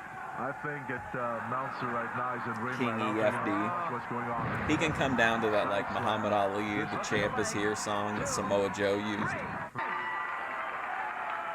Indeed he did. Yes, he does. Winner of the match, the Black Knight. And here we go with that side slam. Boom. He has to wear one of the little hats that like Jughead from Archie wears. And here you got the pin. At least on his way down to the ring. He can take it off once the match starts. Don't know who he is. Who is this masked man? I ask. The Black Knight. Next up, Killer B, Brian Blair. We'll be back after these messages. The feathers are on. The tomahawk is here, and it's been sharpened. You hear the bells ringing? That means one thing. Strongbow's back in the territory. Just, dude, the shows would be so fucking good, dude. I just imagine Jedi Rich as like a heel manager, which is like some people think that's what he is in real life. Is going to be proud of this Indian because I'm coming down here, and the UWF is going to be running wild. He could always be like pitching me ideas and then telling me like how Keno it would be if he could have, and I'd just like keep giving him money, and then like that would really upset all of the all the viewers would be mad because Rich was taking advantage of the promoter. Dance fever, I'm ready. Rich would be like, hey, I can't help it. If this guy's addicted to Keno, he's got to have it. So somebody's going to give it to him. Why can't it be me? 6 feet tall. We're back in Los Angeles, California, wrestling fans. I'm Herb Abrams. Here with me is living legends Bruno Sammartino, Brian Blair. Look what's coming up. Brian Blair. Yeah, I'm going to call him the Bumblebee, Brian Blair. Jedi Rich alone would be enough to book a promotion around. We should just put the belt on Rich. Why not? We're looking for somebody that's, maybe passing the torch soon. So why not put Rich in that role? Let him be like the grizzled veteran. Well, this is Ricky Ataki from Tokyo, Japan. Yes, He's, boy, Jimmy Hart, I exactly. don't know too much Kinda about heavy. Ricky's background. I really don't. I'm sorry to say. Kind of heavy for a Japanese wrestler. What do you think? He'd be like, hey, Mark, I know you really... This is just in kayfabe. I'm saying in the storyline. He'd be like, hey, Mark, I know you like it when I make those music videos, man. If you could give me a couple grand, man, I could go down to the Guitar Center and I could get something, make some real Kino content, man. Real vibes, real Kino. Hey, some of these Japanese people. And I'd be like, oh, sure, Jedi Rich. And then, like, there'd be a whole storyline where there had to be an intervention for me becoming a Kino addict. But no, I've seen some Japanese wrestlers that weigh over 300 pounds. Of course, we're not talking about the sumo wrestlers. Those guys go up to 500 pounds. But your freestyle wrestlers, nice head rock. I guess what I really meant to say, Bruno, was that maybe there should be some gyms in Japan. Oh, hey, let me tell you, they do have gyms in Japan, and they have some great wrestlers over there, too. Some of those guys are great. Well, he doesn't go to them. Well, I don't know this guy. Like I say, I don't know that much about him. Did he come from Japan? Was he wrestling? I mean, did he wrestle much in Japan, or did he just turn pro? You know, I don't know. No, All we know is that he has a solid athletic To get background. into the ranks of the UWF, and he's a youngster, but he does have some good moves. Well, why did he just pull a nice reversal in hooking B. Brian? Fireman's carry. Nice executed by B. Brian Blair. But he just reversed a hammer lock on him, and now B. Brian Blair's got an arm lock. Got his foot on the ropes. Oh my gosh, the Guitar Center arc with One way getting out of Rich the would be predicament. hilarious. Not that there was such a predicament there, but some people are caught in a predicament. Get to the ropes if you can. You know the referee has to break. I noticed Mr. Ataki brought one of his photographers at ringside. Leapfrog. Thought he fooled Brian. Not How do you like that one? cow. Over the top rope and from the clothesline. I mean, did this guy sail out of that ring or what? Yeah, he What's sure this guy's did. name? The I didn't back of catch his it. head hit that chair, too. How do you pronounce Oh, his name again? well, Ricky Ataki. No, I know Ricky. Ataki. that's like part of the point, right? When they put on their serious glasses, it's time to be serious. Okay. In Rich's case, when he puts on like a Japanese does it. when he puts on like a more conservative shirt, and then he has on his normal glasses and then his hair pulled back, it's yeah, he's in. That's the equivalent of like Bethadone with her Normie Dahmer glasses.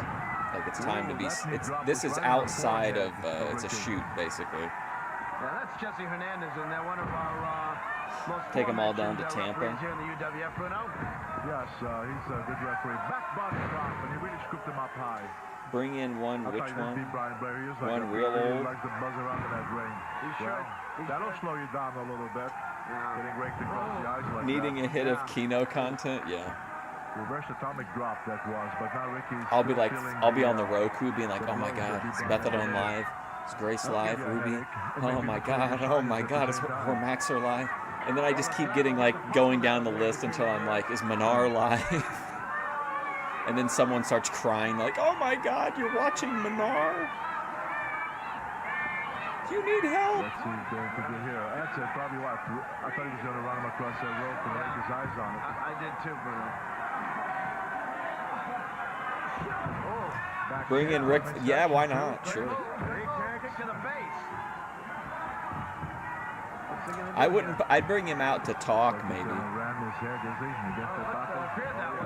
Oh my God, you know what would be the ultimate? If we could get remember when Piper talked to Morton Downey? What if we could get Ric Flair to speak with EFD about alcoholism? Lines him up, throws him against. Lines him. We'd have like a real serious set, talk show set built to have the sit down.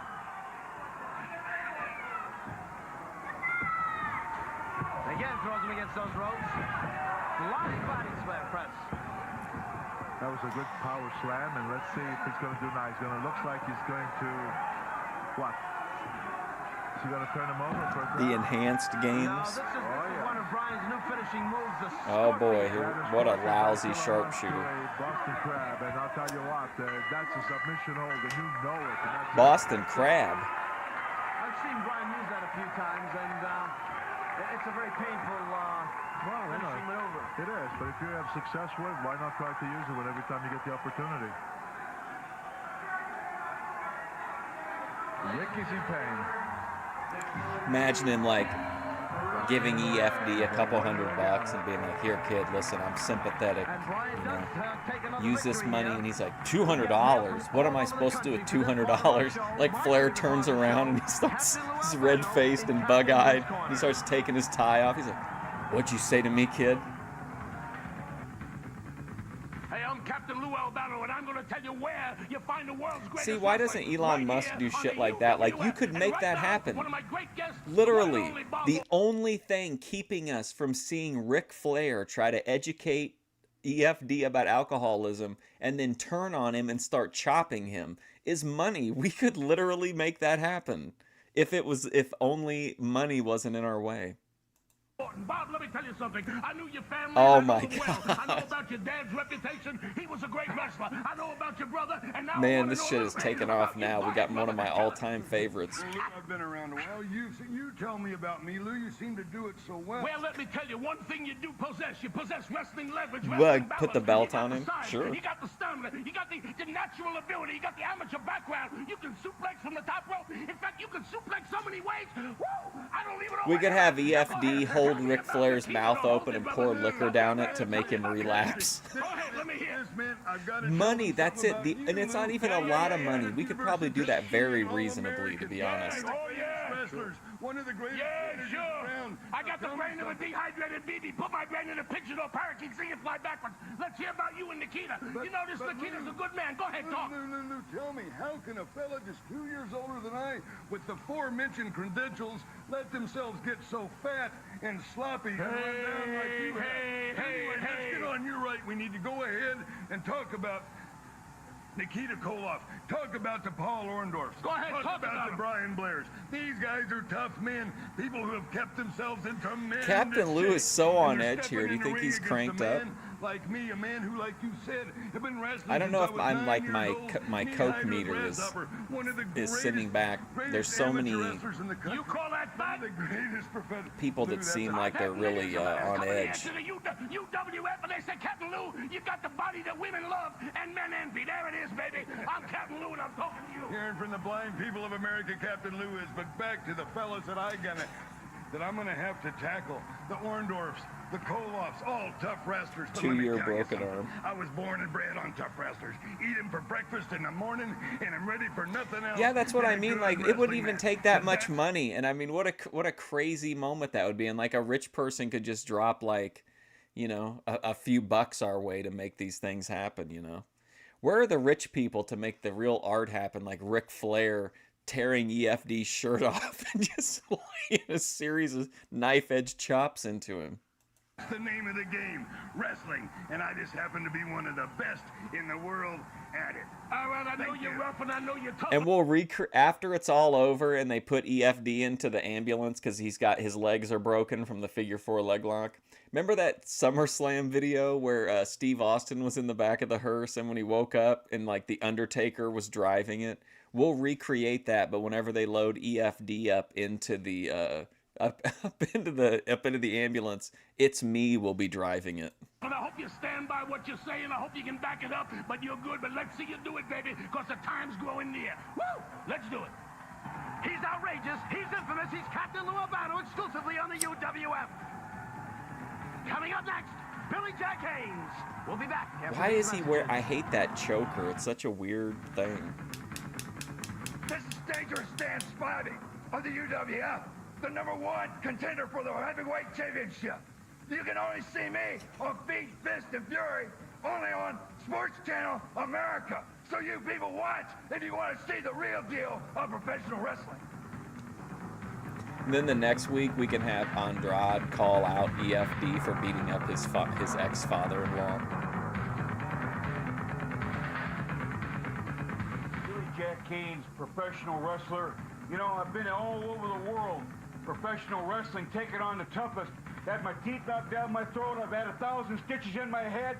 Now I come to the universe, the UWF, Universal Wrestling Federation. Yeah, I still love you little kids.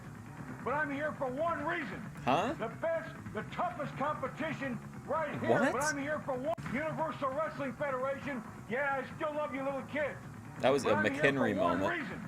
The best, the toughest competition right here in the universe, in the UWF, and you can count on me being there kicking some butt. We're back here in Los Angeles, the entertainment capital of the world. Herb Abrams here with Bruno Sammartino. More UWF action, and here is Billy Well, it's all a Jack pipe Haynes, dream Bruno. anyway, because 50% of the people would not show up at all. Impresses me. Big guy, real gentleman, by the way. I think you know And that, like Herb, a real half of the gentleman. I'll half tell that you what, remains would probably don't get try to right in front of that sabotage ring, everything. Because he can certainly fight fire with fire. I noticed the liking he took to the fans at ringside, Bruno. Oh, yeah, he loves the fans, and he always gives time for autographs, to say hello, to take a photo. He's just a good guy. Pushbackers and EFD, His oh my opponent this god. evening is Larry They start licking his Ludden. head. Larry Ludden. Well, I don't know. In relation to Alan Ludden. I don't know, but you see Billy Jack Haynes extend his hand to shake hand, you know, a gentleman, and now let's go at it. And let's see what Larry does. Different in proportions here, Bruno. Yeah, leg dive. Well, that was a quick. Am I going to dive. stream Up to his knee, Beach Brawl? Billy Is that a... And Billy Jack Is that Haynes one of drops the his knee, hooks UWF, the like, ankle super and shows? takes Ludden down. Nice drop toe hold, and from a drop toe hold, he goes into a hammerlock. You see what I mean? You know, Herb, for a guy that's a really big size, you know, he did that with some nice agility and quickness. Yes, he did, and I think Larry will learn something from this match because we could just tell EFD that we paid him, but he spent all the money while he was drunk, and we'll just... All of the proceeds from his appearance will have to go toward paying back the hotel room and bus ticket. Counter moves, and I think that this will help him in his wrestling career, future. As far as Ludden goes? Yeah, as far as Ludden goes, not Billy Jack. I don't know. I don't think Billy Jack's out there backdrop. I don't think he's there to teach him how to wrestle. I think he's there to teach him a wrestling lesson. Well, I think though he will learn from experience based on this match he's going to have with Billy Jack. Absolutely, a guy like Ludden will certainly. Yeah, I mean, I'm down to watch whatever. Oh, it'll take us a long time to watch it all, but I'm down to watch whatever we can get a hold of. He's a much bigger man. He's a stronger man, much more experience. So A strong, experienced man like my son, David. Yes, he does. Yes, he does. You used to use that hold quite a bit, as I remember. Occasionally, occasionally I did, but I don't think Anyone is a funny interaction because he just shits on whoever talks to him. No matter what you say to him, it doesn't matter. If you try to be nice to him, he'll get mad that you're trying to, like, mother hen him or whatever. And then if you donate money, it's never enough money. What's he supposed to do with a measly $5? There's a gentleman for you. Look at that. He wins the match, and now he's looking at his opponent. And I think Billy gave him an easy time of it. Look at the replay. Here comes. Look at this big leg drop right across the chest, and of course from that came the finale. He'd just be talking to like normal people, regular Discord people, not like streamers from the sect or anything, and they'd be talking to him, trying to like build him up, and then he would just completely nod out in the middle of it, and then eventually just slowly slump over. And he'd always be either in the middle of a conversation or playing some like really hype music. It's really Keno. Just slow. 6'5", weighing 285 pounds, from Tulsa, Oklahoma, Steve, Dr. Death, Williams. That's right, Bruno. And this man is really bad to the bone. I always think EFD streams always have like big fight energy because it's not going to end well. Like, shit's going to happen. EFD's going to be drunk. Like, drama will happen sooner or later. In addition to that, like, is he going to get mad and like slow motion throw his chair over, or is he going to just slump out of his chair? Or is he just going to fall asleep? But right now, I'll tell you what, we're waiting for a guy to enter that ring who really, really is a tough, tough competitor. I mean, this is a mean, vicious guy. And look at him. Here he comes. I have some just completely crazy EFD clips of him talking about like what he wants to do to Grace and Ruby. Just completely nuts. What, 2 weeks ago we saw this. Look at this. He slams this Davey Meltzer to one buckle, then to a second buckle, then he goes into a big power slam. And look at this. Bam! Man, what a power slam, and then he finally takes the pin. This is a mean individual. We saw just how mean he was, and that happened just a few short weeks ago. But his opponent is not a Davey Meltzer, Bruno. I have a pretty extensive EFD archive, but he doesn't like me to post the videos, so I don't post them more. Just the $306 one, and that's because to me that's not EFD content. It's me content. Unexpected between Mr. Wonderful and Steve Williams. He is history. Yeah, well, no pun intended, but I think he Pearl Harbored him. Thumbs up for Paul Orndorff, winner of this match. Wow! Remember when Matt got mad at him about the money, and he's like, "God damn it, EFD! Pay the $306 or don't. Who gives a fuck? But shut up about it." I think he came in to issue some kind of a challenge. At least I have to assume that. And Orndorff is saying, "Hey, guy." Whoa, man. Hey, and I got to tell you, Dr. Death thinks that this is a Davey Meltzer. He's wrong. This is Mr. Wonderful. This is Paul Orndorff is no Dave Meltzer. Hey, come on, you came in here to do something. Let's go at it. But nice, a lot of cussing, but really no action. But look at the ref. Have I posted any of it? They used to be up, but he really complained about it. And I don't remember who, but I think he did copyright strike somebody one time when he was drunk. And that's the issue. Like, I don't think it was really a big problem, but whenever he's drunk, you just never know what he's going to do, you know? And he'd get really mad about it. He even gets mad. He doesn't like the 306 videos, but I mean, that story is, that belongs to the people. Any second, you're going to see these guys attack each other. I mean, there's no love lost. I know. This is a dream match. Oh, look at this. Look at this. Look at this. We're back to live action, and Steve Dr. Death Williams. I played that clip of Matt going off on him at the Mary Gracemas event. That was one of the, like, lead-in clips. Right afterwards, and I'll tell you what, he knows he's in there with a real tough cooking, Paul Orndorff. And so he took the upper hand by the head of him. He wants to try to dispose of Mr. Wonderful. I think it was right before Grace did her pussy song, and then that's what really upset people, and that's when I had to cut the camera. I'll tell you what, a match like this can go either way because you're looking at two of the toughest wrestlers in the world today. And Steve Williams very wisely. I liked Matt's channel, and I cataloged quite a bit of it, like his loops and stuff. I'll tell you what, Paul Orndorff is in such great shape that he's going to find. What drove him away? Was it the dick thing in the Discord? Isn't that what it always is? The dick thing in the Discord? Williams right back with those vicious kicks, and here's a right to the jaw for Orndorff. Bruno, who are you going to take in this match? I'll tell you what, you know, in a match like this, it can go either way. I forgot we'd have to make EFD the commissioner, or junior commissioner, because that's what he was in Memphis. These guys are too sharp. Sunset flip, let's see if we can take him down. I don't know, I don't remember. Oh, man, love a sunset flip. Well, I'll tell you what, you see two guys that you don't ever see them lose much, that's for sure. I mean, all we ever do is see them win. Randy, whenever I hear sunset flip, I think of Vegan Patriot. Steve goes outside the ring. What's he going to do here? There's what he's going to do. He's going to ram Orndorff's leg right against that apron. And he's going to do it again. Is he? No, elbow this time. I'll be right back. You know, Paul's got very strong legs, and he's trying to weaken those muscles in those legs right now, Bruno. Well, Paul is a very strong guy, but naturally, if you can take whether it be a leg or an arm, and if you can really, really do some damage by staying on it, then you weaken the man considerably. But you see Orndorff, very resilient man. He comes in with two shots to the stomach and one to the chin, and now Mr. Williams is feeling the effect of those blows. Yes, he is. He looks like he caught him in the face area, maybe the nose. Elbow smash to the top of the head. 306 Arc is now part of America's story now. Well, soon, hopefully, it'll stay that way and not be purchased by the Saudi Sovereign Wealth Fund. Paul measuring his man. Misses.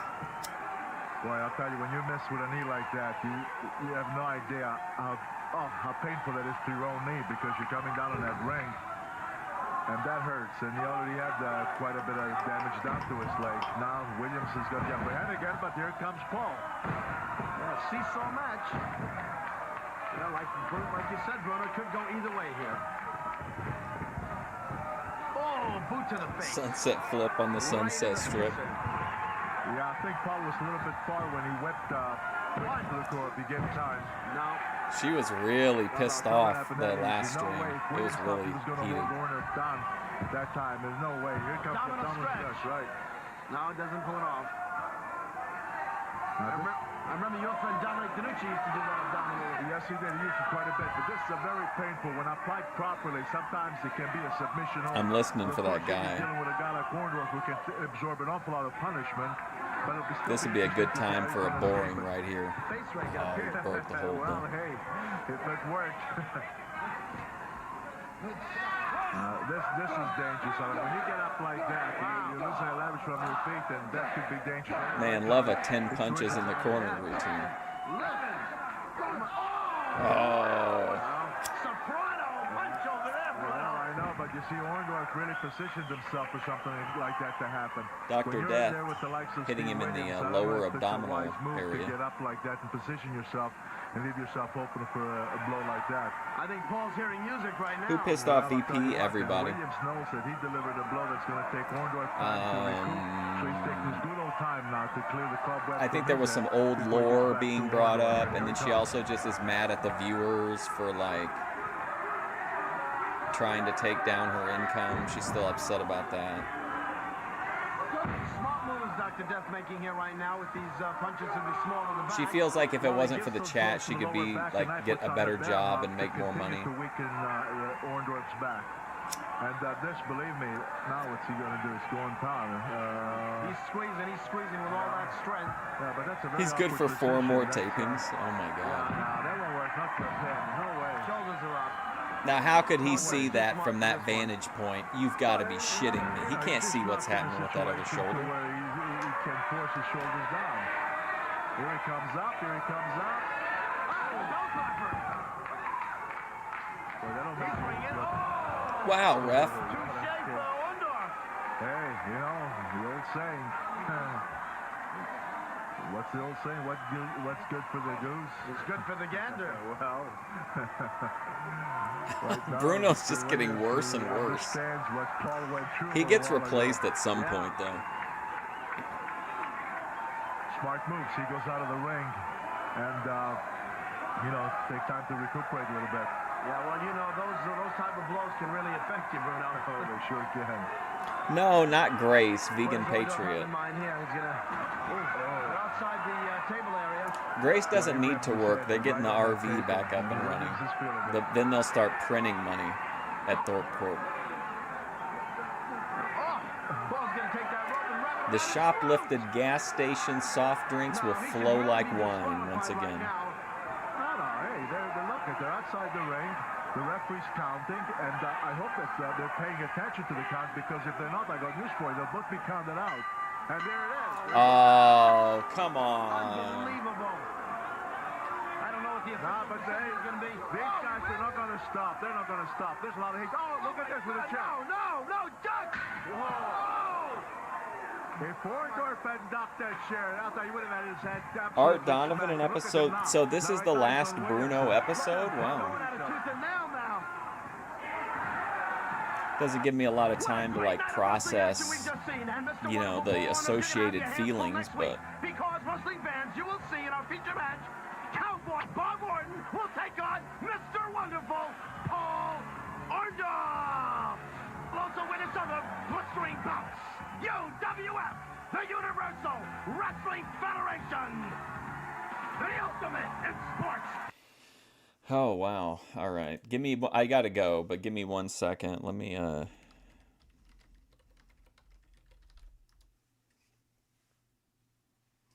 let's see. Well, I can't find it. There was a clip I was going to show you, but I don't see it here. I don't have a lot of time to search. Anyway, though, thanks for hanging out. I appreciate it. I think tomorrow I'm going to do I'm gonna do a deep dive into some lesser seen Jedi content. I found like a lot of really wild stuff that either they've recently unprivated or just like for some reason I never noticed was up. But I think that's what we're gonna do tomorrow. Thursday will be primetime with George Durunda. Friday is 1988 Memphis Wrestling. I think we're finishing up November into December. And then Saturday we're going to watch a movie. Very exciting. Very exciting. But anyway, I got to go. Thanks for hanging out. I appreciate it. Hopefully I'll see you soon.